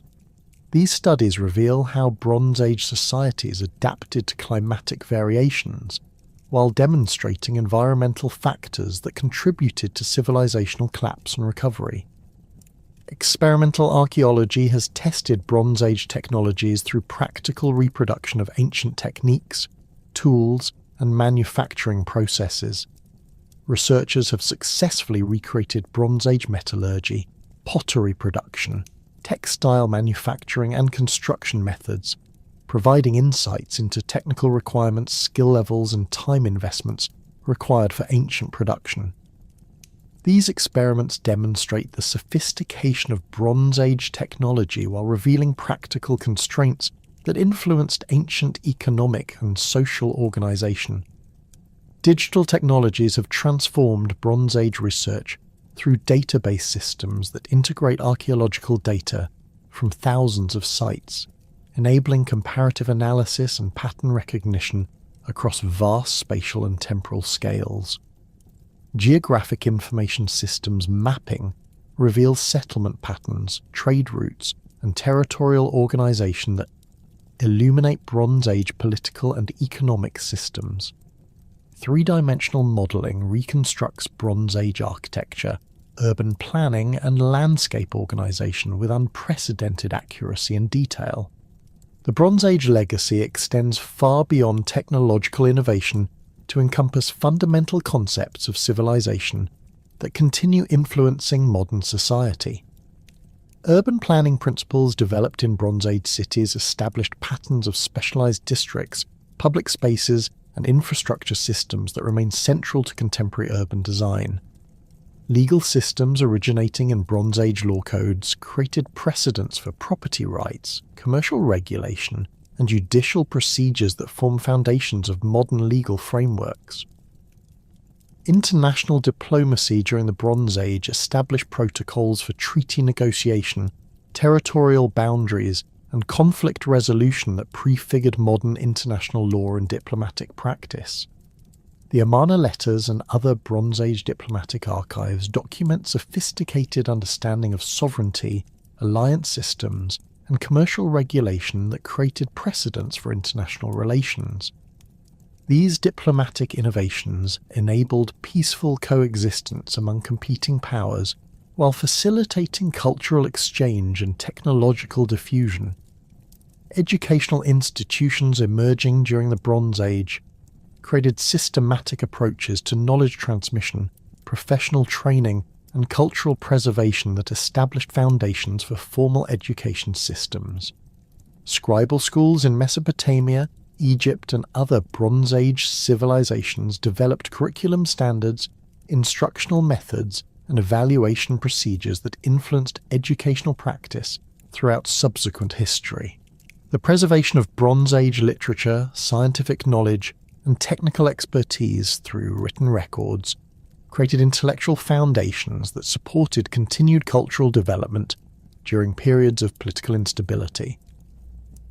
The transformation from Bronze Age to Iron Age civilizations represents not an ending but a metamorphosis, where the accumulated knowledge, institutions, and cultural achievements of humanity's first great technological age provided the foundation for even greater developments to come.